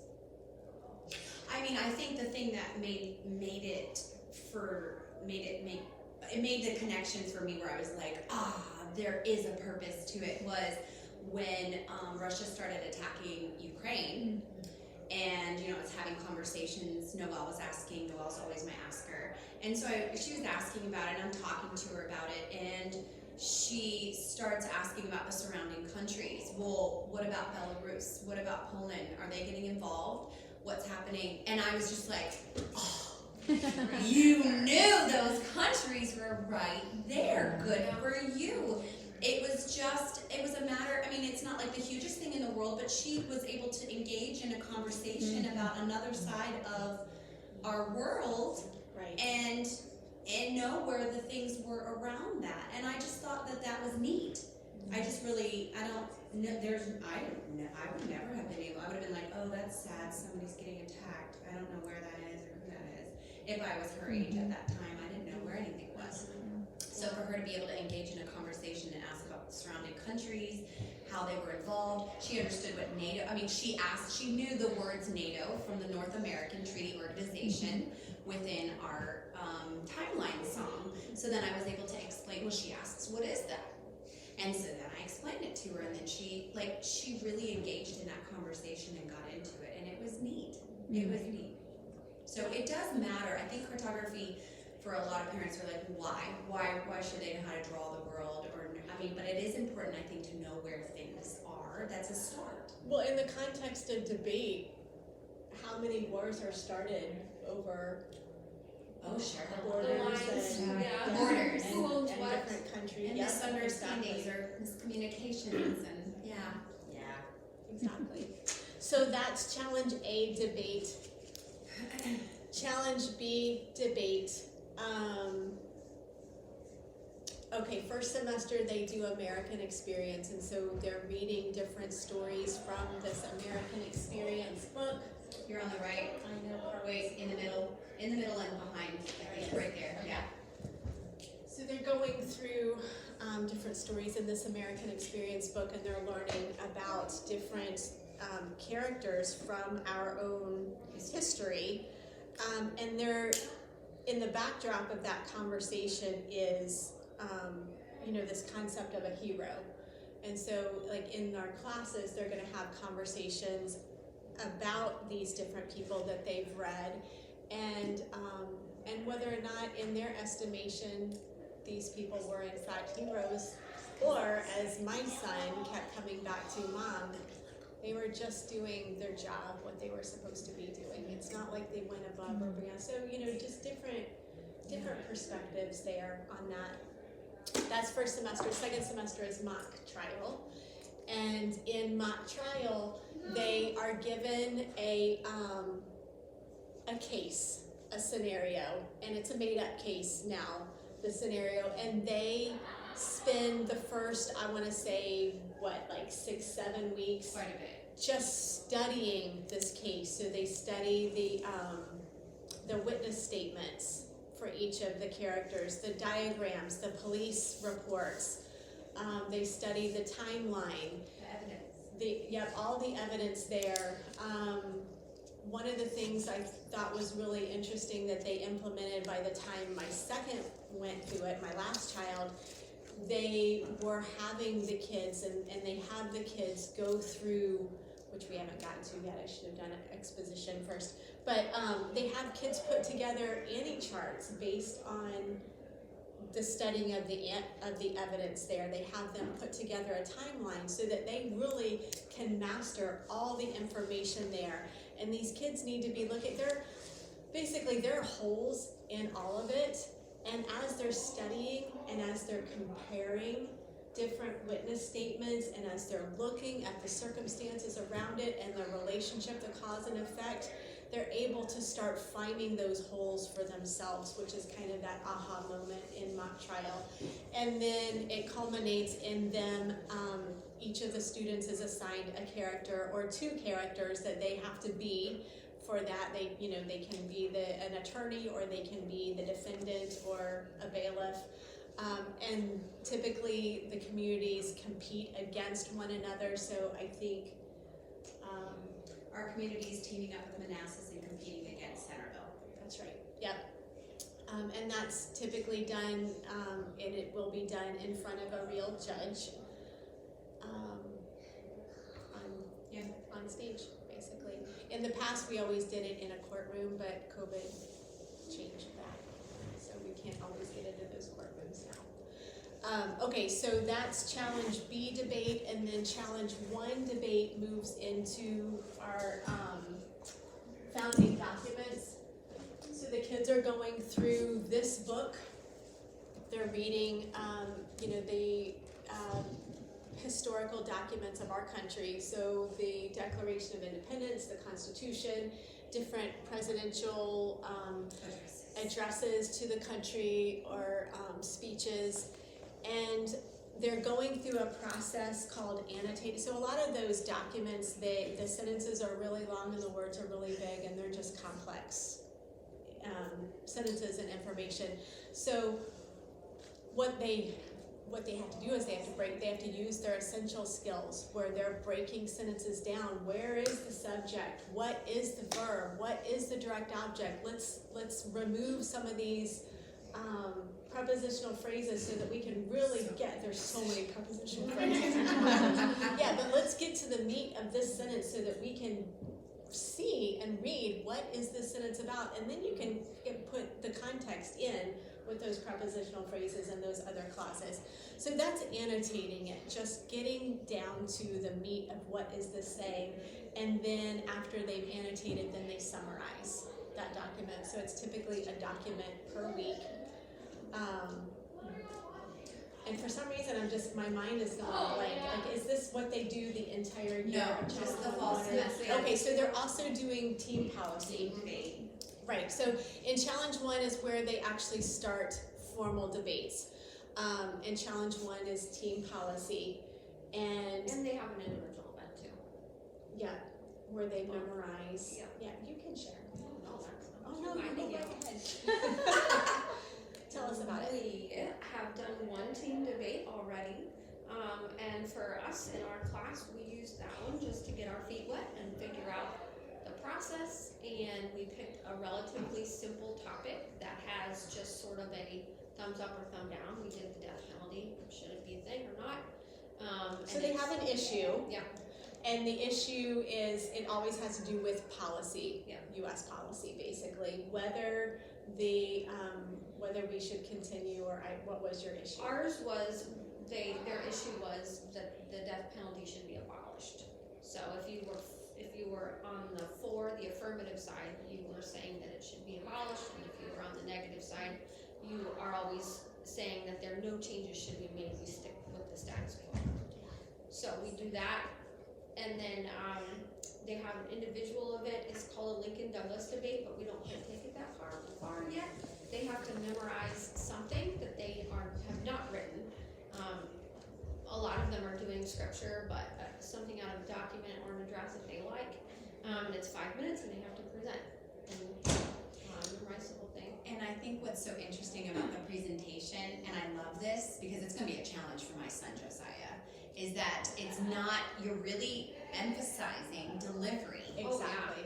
Yeah. It's not just about standing up there and saying, the Lord is my shepherd, I shall not be in want. You want the inflection, you want, the Lord is my shepherd. It's like getting into the drama part of it and really learning how to deliver it. So I have Josiah memorizing his, but I'm like, he's like, I have so long, I'm fine, I don't need to, and I'm like, no, you have to memorize it, and then you have to start learning how to speak it. Because, because everything that he has memorized so far, and he's just kind of regurgitated, he didn't put that emphasis on emotion while he's doing it, hand movements like you were saying. Yeah. And I will say that this is really, I shared with you my challenge for son getting up and doing his Old Testament speech. It was in these challenge one, because they're going to continue to do these in challenge 2 and in challenge 3. They call them individual events where they can take any piece, whether it's Bible or a speech. I know one of my kids did like Pearl Harbor address, but they both did. They cut down Patrick Henry's "Give Me Liberty or Death" speech to make it in 5 minutes. So the purpose here really is memorizing this word for word, just so that, like when I explained earlier, the old greats, the Platos did, they have it so cemented in their memory that they can use all of their other communication abilities to persuade. And then, so them starting practicing this in challenge 1 and continuing just using all those different communication tools that we have to persuade, I attribute that to those that just, in challenge 4 getting up now. So in challenge 4, they've not memorized somebody else's, they've now put their own together. It's their own presentation, their own research and arrangement, and memorizing it and then persuading with that. Yeah. So giving it in little baby chunks. Okay, so anyway, that's challenge 1 debate. In challenge 2 debate, we, like I was saying earlier, we read and watch the videos of How Shall We Then Live. This is studying culture, worldviews and culture from the Roman Empire all the way to modern America. That's another one I think I shared with you. Just like with this one, read through it with your student. There's just so much there. My challenge 4 son, he now says like that debate in challenge 2 was a very pivotal year for him in just his own spiritual growth and studying all the different cultures along with their worldview, and time after time seeing how every culture that was not based on a biblical worldview would just devolve into chaos and bloodshed and war, and then nothing. The only culture that withstands the test of time is one that's built on biblical principles. And so for him, even though he was raised here in the Bible and all the ways that we just seeing historically that happen over and over again really was impactful to him. So that's debate in challenge 2. Now also in challenge 2, in addition to continue with team policy debate, they're going to start Lincoln Douglas debates. And Lincoln Douglas debates is so team policy is 2 on 2. Lincoln Douglas is 1 on 1. They're not, in Lincoln Douglas, they move away from debating policy to debating ideals. And it kind of goes back to that, slavery, Lincoln versus Douglas ideal. Challenge 3, they continue in philosophy and I forget the other part in challenge 3. In challenge 4, first semester, they're studying, actually that's reasoning, I'm sorry, I cannot remember now what they do in challenge 4 I'm sorry, challenge 3, they're studying American history. They're continuing with both kinds of debates. Challenge 4, they're studying world history, ancient history. And they're continuing with their debates and their presentations there. Okay, so next strand, we're gonna go to exposition next because I feel like I should have done that one earlier to give context to some of this other stuff. Exposition. So exposition is where they're reading good literature and they're using this Lost Tools of Writing curriculum to learn to think well and to write persuasively. So in each challenge level, they read different types of books. In challenge A, and I think B too, they read Newbery Award books. In challenge 1, they're reading American authors. Challenge 2, it goes into British authors. Challenge 3 is Shakespeare, and challenge 4 is ancient authors. So with each of those, though, they're reading the book and they are coming up with an issue from the book. So for example, in challenge A, they're reading The Lion, the Witch, and the Wardrobe, and one of the issues there could be, should Edmund have followed the White Witch? And this curriculum takes them through a process where they have to analyze both sides of that argument. They have to write what we call, in short, an Annie chart. So A is for affirmative, all the reasons Edmund should have followed the White Witch. He's cold, he's hungry, he's by himself, he wants to be with somebody else. And then in the second column, the in, negative, all the reasons he shouldn't follow the White Witch. And then in that I column, that's your interesting. And, we encourage the students to think about those 5 common topic questions and use that to help them fill in anything interesting in the book. So now that they have a list for affirmative reasons for their issue and negative reasons, now that they've studied both sides, they get to pick a side. And they're going to create a thesis. So we'll just say, yes, Edmund should have followed the White Witch. The curriculum takes them through a process of putting together an outline, a persuasive outline, and an elocution for persuasive writing.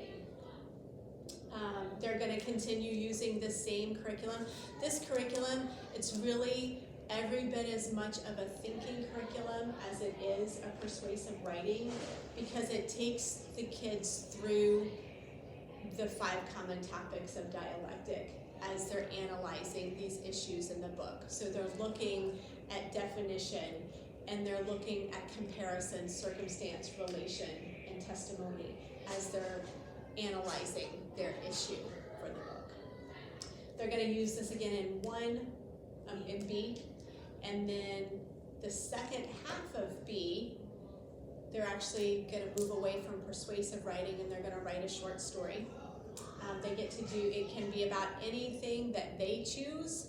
They get to do their own research. They study all the different components of a short story, so the characters and the setting and the plot, conflict resolution, all those things, and they put together their own short story.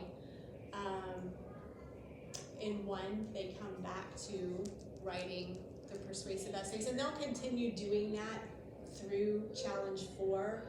When they move into challenge 2, they really should be getting away from this structured format of picking an issue out of the book to bigger ideas.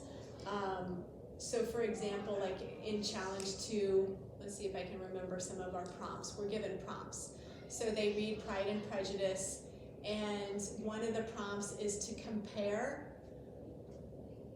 Darcy's proposal to Elizabeth with Mr. Collins's proposal on the basis of logos, pathos, and ethos. So, his words and his character, and then his emotion. So they're moving into more of themes and ideas as they're putting together. It's still persuasive writing, but they're moving into the bigger picture there. I have a question. Yeah. Just so I can kind of prep my kids, because I feel like so far our reading has been fantastic, but I would say as far as challenging them at a reading level, it doesn't, so they can focus on exposition, like the actual writing.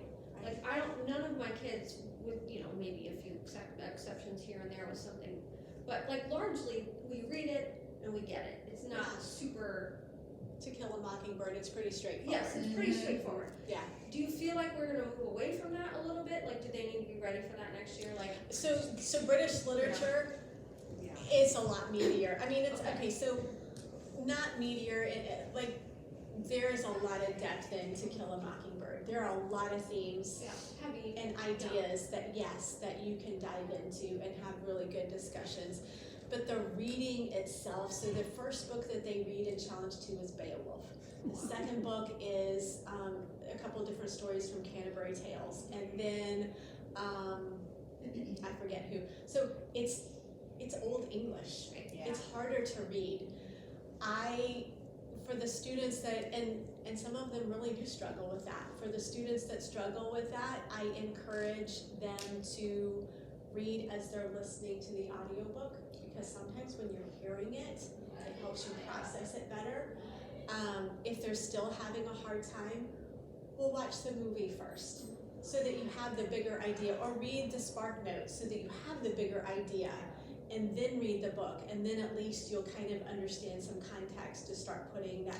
And it comes with practice though, because I can sit down and I can read Canterbury Tales and it makes complete sense to me, but I've had practice at reading things like that, whereas these kids, they sit down and they're just reading words, and so it really is helpful when they have the bigger picture and when they have that context, and then they just need to be practicing it. Some of the kids do want to read an abridged version, because they can still have a conversation about that. At the end of the day, that's between them and their teacher. I really encourage them to work at reading these books. Yeah, it is hard work, but So- with practice, it's going to become easier and easier. So we're gonna do, like in our class, I read to them out loud first, The Taming of the Shrew, the simpler version. Yeah. The kids version. So that they have the context. So that then. they have Yeah, context. that's great. So can they do that for the British lit too? Absolutely. Okay. Yeah. So that's the whole idea of, if your mom says you can watch a movie then watch it, because it gives you that bigger idea or that bigger picture, or read a short story or the Cliff Notes or whatever, Okay, because it's going to give you that, but grapple with hard stuff. the hard stuff too, because the movie, the abridged version, it's not going to have all the details, and you're going to shortchange yourself a little bit, just by not doing that hard work. So one more question. How do you encourage the kids so my daughter, for example, she doesn't want all the details. She is like, gimme, and she is Facts. a writer and she loves to read, but she struggles with British literature because she's like, I don't care what color the curtains are. Move the story. Do you know what I mean? So how do I express value to her in that when she's like, this is inconsequential, like the curtains Yeah, are so blue. when she gets into like Charles Dickens and there's She just likes a Charles. She lot- likes Charles. She likes them. Yeah, Okay, she good. cannot stand Pride and Prejudice and Jane Eyre. She does not like Jane Eyre. Jane Eyre's hard. Yeah. So Jane Eyre, I'm going to tell you, is I've got a class. There's only 2 girls in my class. It's mostly boys. So far, that has been their favorite. Oh, really? Hands down. It is such a good book. And Pride and Prejudice is definitely the girls up there with Jane Eyre. So how would I encourage the? Oh goodness. Yeah, I mean, I feel like you can just, as I'm reading but I do have an idea of what it's about. I've already, as I'm reading over Pride and Prejudice, there are parts where I just kind of those You glaze details. over? No, I skim. You skim? No, I Yeah, skim yeah. because I know what's happening, Yeah. and I know that she's talking about walking around Darcy's house and looking at this sculpture and looking at this painting. Oh, he looks so handsome in this sculpture. So it's I just kind of okay, yeah, okay, yeah, I Now something see. is happening. He's arrived. So that's 10 I pages feel longer. like you can give them that permission. In some parts, but then there's other, like, going back to Pride and Prejudice though, there's a lot of dialogue in Pride and Prejudice. I love the banter in the dialogue. Oh, Like yes. just the quick wit and the sharpness between the mom and the dad, is it the Bennets? Yes, it's the Mhm. Bennets, and then, Darcy and Elizabeth. But you gotta pay attention in order to be able to pick up on that banter. And I think it's funny. I enjoy it. But I also think details is what paints the picture. Mm. So you Yes. can actually see. Yes. Mhm. Yeah. Yes. Well, I can tell you by the end of that little part where she's looking around the house, it's funny you say that because by the end of that, right before he arrives, looking around at all these pictures and sculptures and walking around the house and hearing the service, the Snooty servant, conversation. right, and talking about how wonderful he is, she started to change like her opinion. Like she was just like, oh my gosh, I'm so ashamed at how I've treated this man when he is obviously a very good man. Like so, and that was by the end of her walking around the house and having these thoughts to herself. So yeah, there is stuff in the details, but I get it. So going back to the writing part too, transitioning into challenge 2 with the persuasive writing, I would really, I don't know if you have it, Carly. What do you need? I would really encourage you guys to Office of Assertion. And I didn't bring it, but anyway, so we're moving away from just the, not moving away because it still is implementing this arrangement for persuasive writing, but it's developing it even more, and that there's a book that's in the bookstore, Office of Assertion, that it walks the reader through. It's kind of a conversational curriculum. It walks you through the 5 canons of rhetoric for putting together these persuasive papers, but it's at a college level and a college expectation.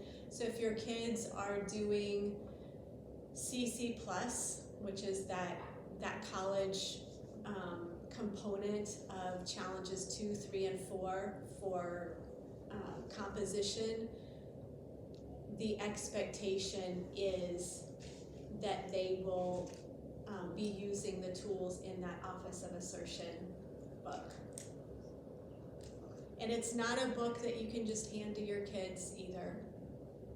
It is it's a conversational style book, but it's very meaty, and I really had to break it down with my boys, but it's very good.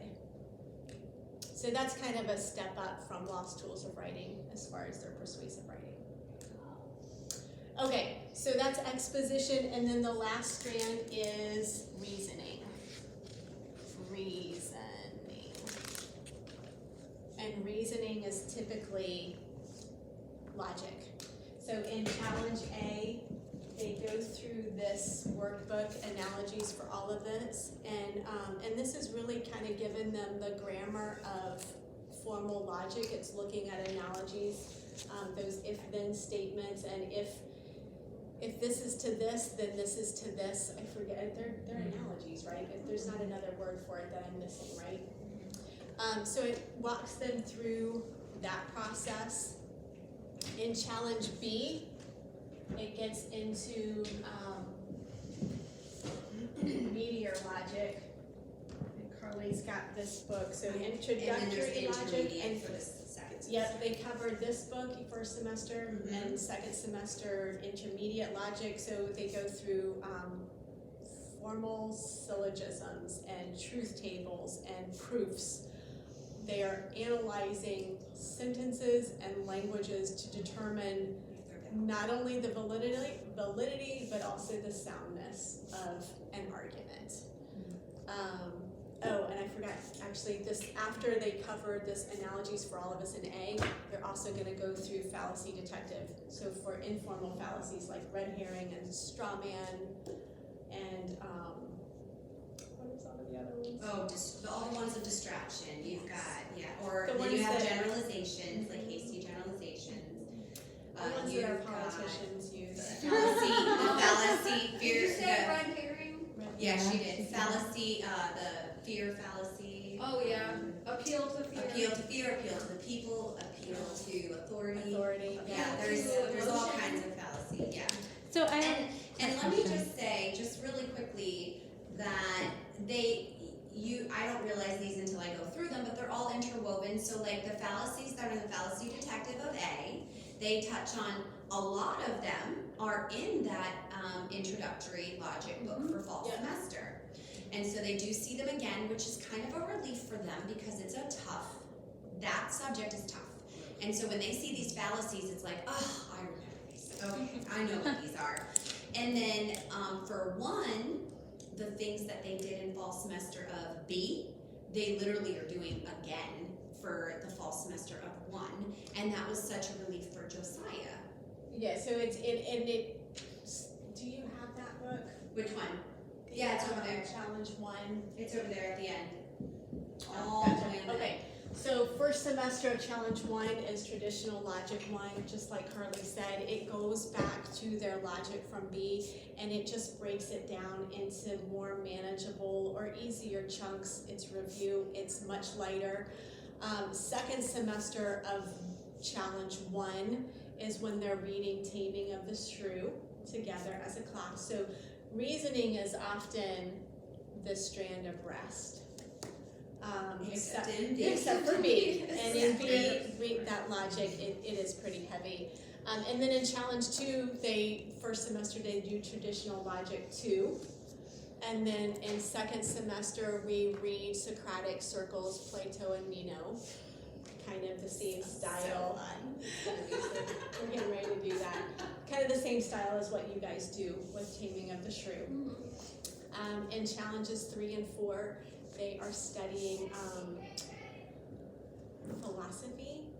And in 4, first semester is Old Testament, they're studying and reading. Second semester is New Testament. So great. That's Lots so of great. great things. Yeah. So, Are those all 6? that's all 6 That's it. things. Yay! Thank you Good for job. filling in. My brain doesn't remember all of it very fantastic. well lot to sometimes. Fantastic. Oh, so anyway, any questions about, this is a lot of information. Any questions about any of it? the only thing that I kind of had a question about, and it's probably nothing, but logic is math, but reasoning is logic. That's right. So Exactly.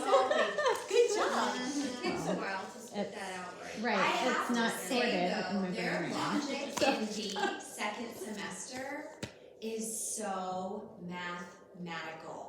It all is. It is So math okay. with Words. letters, with right. words Yes. and letters. Yes. It is crazy. But once you get those math equations, because second semester is ridiculous, but once you get those mathematical equations, it's like, oh, I know how to solve this. If this is true, and then this needs to be false, then that needs to be false, then If it's then in there. this, Right. that So- makes Yes. sense. So, Yes. one of my favorite conversations that I had with my class, and it was a day that I was subbing for Challenge 1 with my class.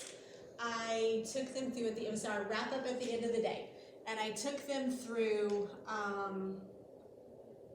this topic wheel. And I guess I had 6 things here.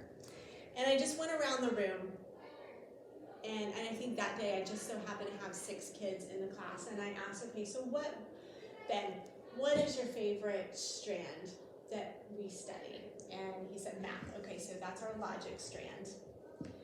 So what do you love about math? And he started rattling off all the things that he loved, and I would just put these on spokes here, like all the characteristics of math. And then I go on to the next student. So Virginia, what's your favorite strand? And it's reasoning, so logic. And what do you love? I can't talk and do all that. So what do you love about logic? And she starts rattling off all these characteristics of logic, and I'm just writing all that down. And I go around to exposition, and each of the kids had picked something different, and I had them talk to me about what it is about that strand that they love.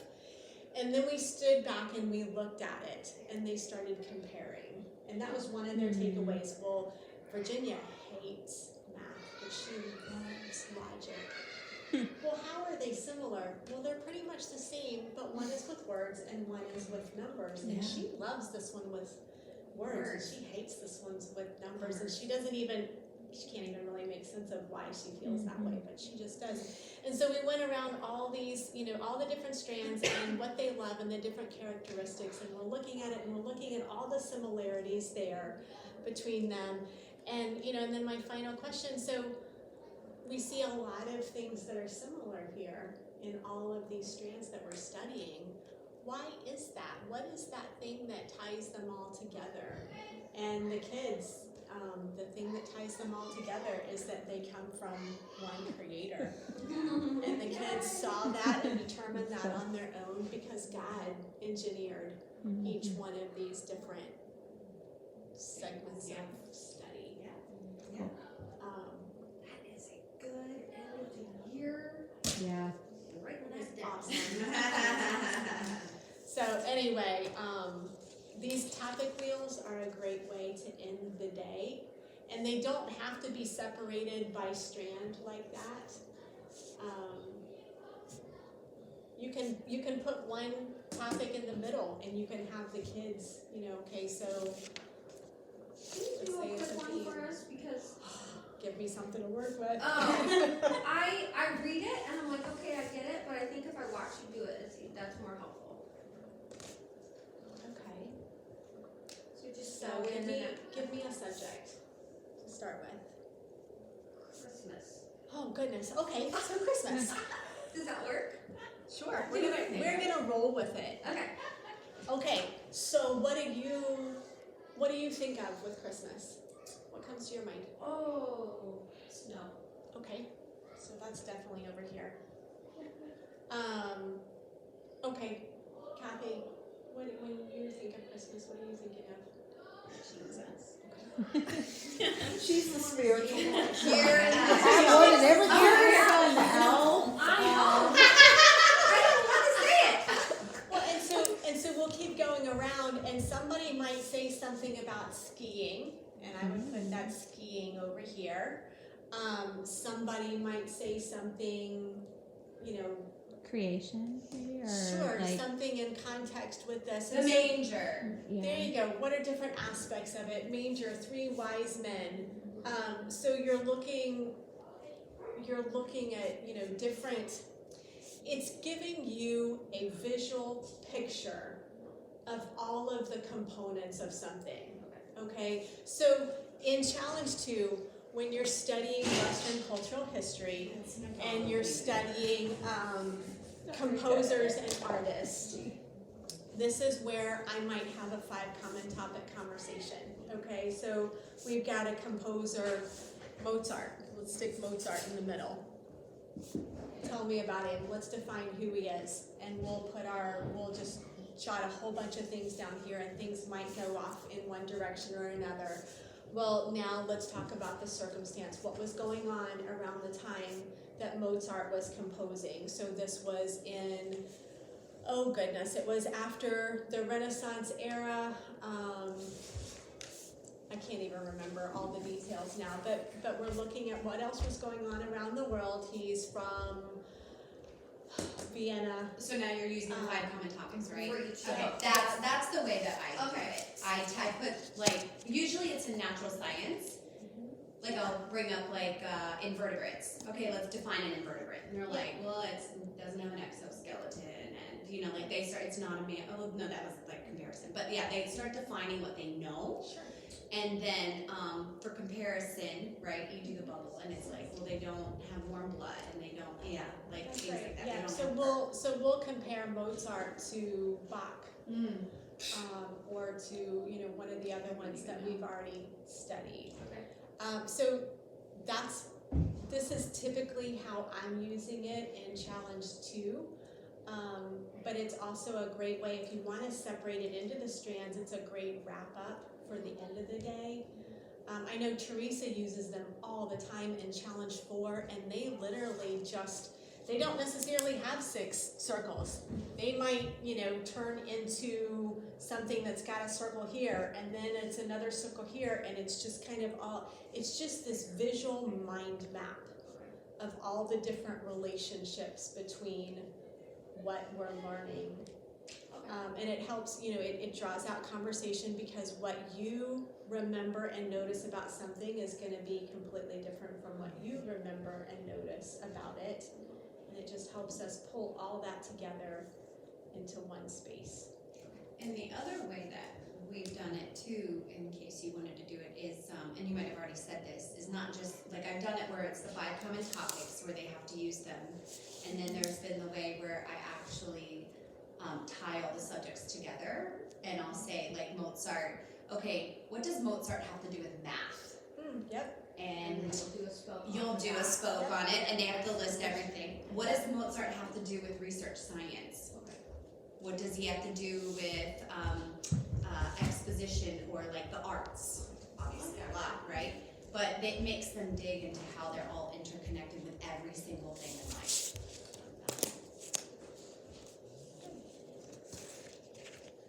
Anything else? Questions or comments? I have a question. Amy. Yeah. So, for some of us in this context, no, there's not a right or wrong answer for this necessarily.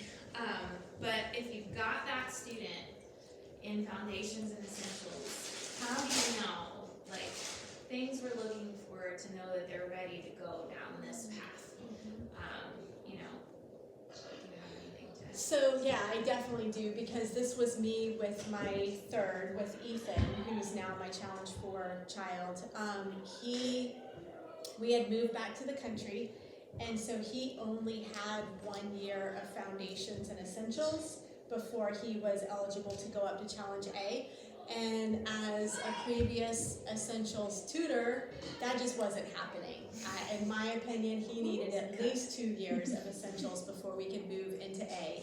And so I explained all of that to him, and he understood, because you're cementing that Essentials grammar, you're cementing that IEW essay writing, those things that you're going to be using and relying on as you go into the challenge levels. And so during the course,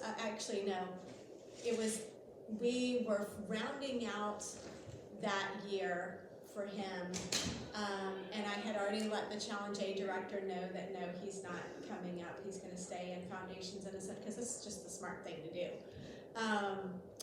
And Ethan started asking me questions. It's like, okay, so he understood what I said. He's like, so Mom, if I stay another year in Foundations and Essentials, then how old am I gonna be when I graduate high school? And then he would go on to another question. Okay, well, what about this? And I don't even remember now all the questions, but over the course of several weeks, he just kept coming back to this over and over and asking me these questions about it, indicating he was definitely at that dialectic stage. And then light bulbs went off for me. He's ready for Challenge A. Yeah, he doesn't have that second year of Essentials that for me was so important, that cementing, the grammar and the essay writing, but his mind is ready to start grappling with this information. And so we were already into the summer, and I called the Challenge A director and said, yeah, I'm going to go ahead and have Ethan go on into Challenge A. And it was the best decision for him. Had I kept him in that grammar stage in Foundations for another year, for him, that would have been a mistake. Because he was capable of more. He was capable of grappling with information in a dialectic way and moving beyond that grammar stage. And so, yeah, he had to work a little bit harder at Latin, because he didn't remember, like a third year essential student might remember all of the English grammar, like the back of their hand. He didn't have that foundation as strongly, but he's now in Challenge 4, he's now actually the only Latin student in there. and he's the one with the director translating the Old and the New Testament. So, you know, he stuck with it, and he's done well. Again, you know, going into Challenge A, they're going to continue practicing those IEW writing skills in the research strand. So you, as mom, you can keep going through that IEW process, even if they haven't had, you know, an extra year or 2 years of essentials. You can keep going through that process with the students. So one of the other things, though, that I definitely want to make a point of here is that as the parent, Challenge is a drop-off program. It's not a drop-out program. You are still their teacher. So the Challenge director is there. Really, there's two primary responsibilities and goals for the Challenge director.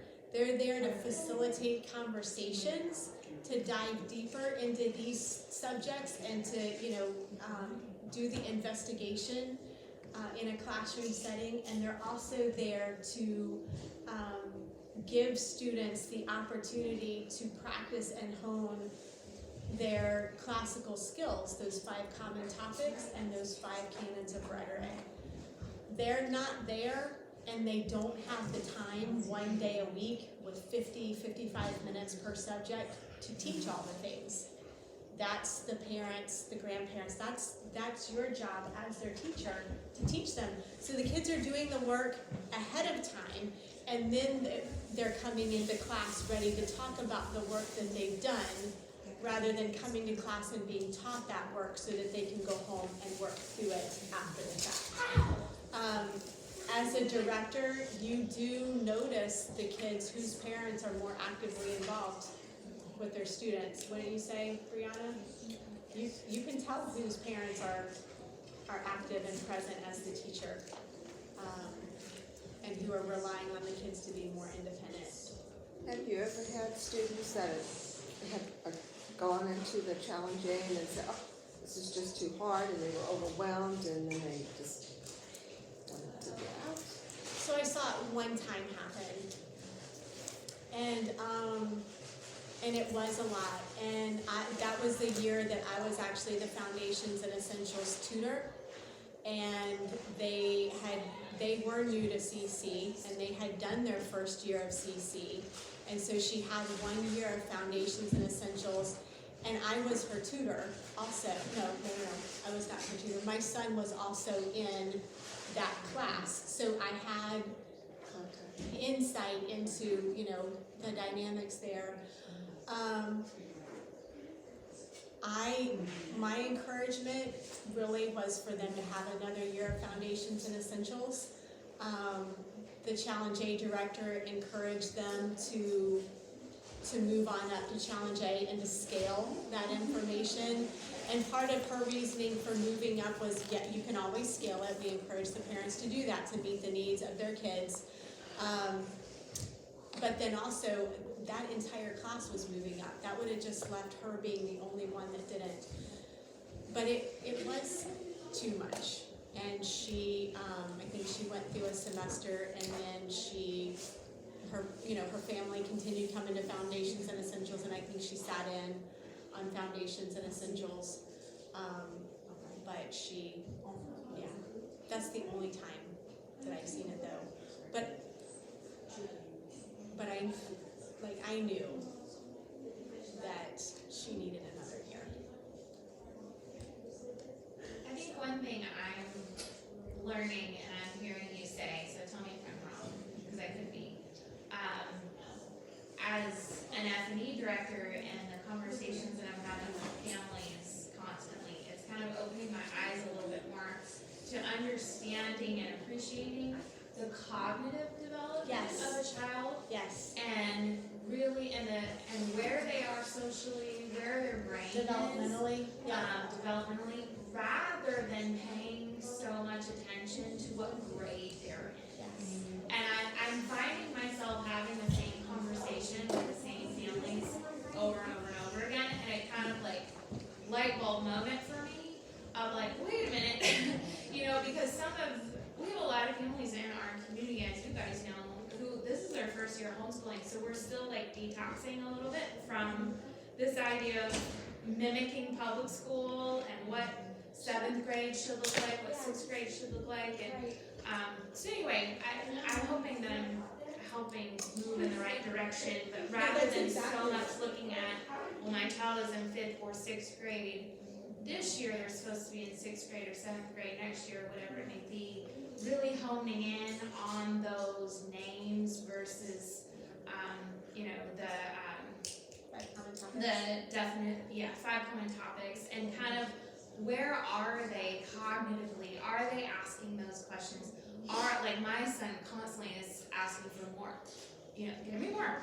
I'm bored. You know, and that was kind of like a trigger moment, like what you were saying of, oh, I'm trying to like keep him in this like place in my brain because it's a grade thing. Does that make sense? Like they're supposed to be in 7th grade when they move on to challenge an 8th or challenge A. 8th grade is challenge B, and if that's helpful, I mean, you summed it up. that is the way that my brain is what switching gears. Okay, but I need to add a question to that, because yes, Kenzie is the one that's bored, give me more work, blah, blah, blah, Yeah. blah. She'll write her own stories or go do research on her own. But she hasn't had all 3 years Sure. of foundations. Sure. So that's The where I was cycles. Oh, the with cycles. Ethan. Sure. I have 4 students this year that are brand new to CC and In challenge A. in Challenge A. Now there's one that I don't think it's the right fit, just because I don't think that the parent and the child are just able to push the work in. Like they're just not, the effort's not there. But the other 3 are doing amazing, and they've never been in CC. They never went through Essentials, and they've got it, and they're doing great. And I think it's the effort at home, it's the parents. And the other thing, just to kind of throw in there, so CC was started at the challenge level. It was actually started at 9th grade, that challenge 1 level. And then, after putting together that challenge curriculum, then Lee Borton stepped back. What can I do to prepare these kids? Then Essentials was added on for the younger ones. And then looking back again, what can I do to better prepare them? Then Foundations was added on. It's very, very doable. In fact, I have to say, there's one student who was an 8th grade student, started off in A this year. She has done so wonderful, and she's gotten it so well that I told her mom, listen, if you wanted to put her in B for the 2nd semester, I think she's totally got it. She can do it. And she wanted to do that. The student wanted to be in that age group range, and I think maybe mentally challenged, and she's going to do that.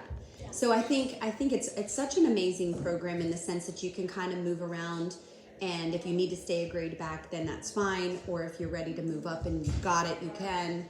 It's not like in a box. You're in this box and you have to stay in this box. Yeah. And don't even think about moving out of that box. And I think the other thing I love about CC Challenge that I'm seeing is that, our kids myself, I went through public school and I came out and I had my degree, but other than my degree, which is really like, okay, now I don't have to go to school anymore. I did. The knowledge, like the skills, I don't know how many real skills I had. Like I wasn't taught how to study necessarily so much, or persuade, or wasn't even taught any of research. that. Like I Through was, or to college. present, or to debate. I wasn't taught any of those skills. I was just taught information. And I love that about challenges, because these kids may not be getting the same information that the public school kids are getting, but man, they're going to graduate with skills. Well, what the public school system or modern education has done is they flipped that model. So now, Yes. as the kids are getting into high school, when they're developmentally ready for that rhetorical stage, they've, already mastered that art of inquiry and they're ready to present. In modern education, we're flipping that. We're giving them grammar. information to memorize and then regurgitate We're just standing And up they and don't- lecturing. And they don't have the opportunity to really Communicate, investigate, to have conversations. have that dialogue, Yeah. and to present. Yeah. I love it. Yeah.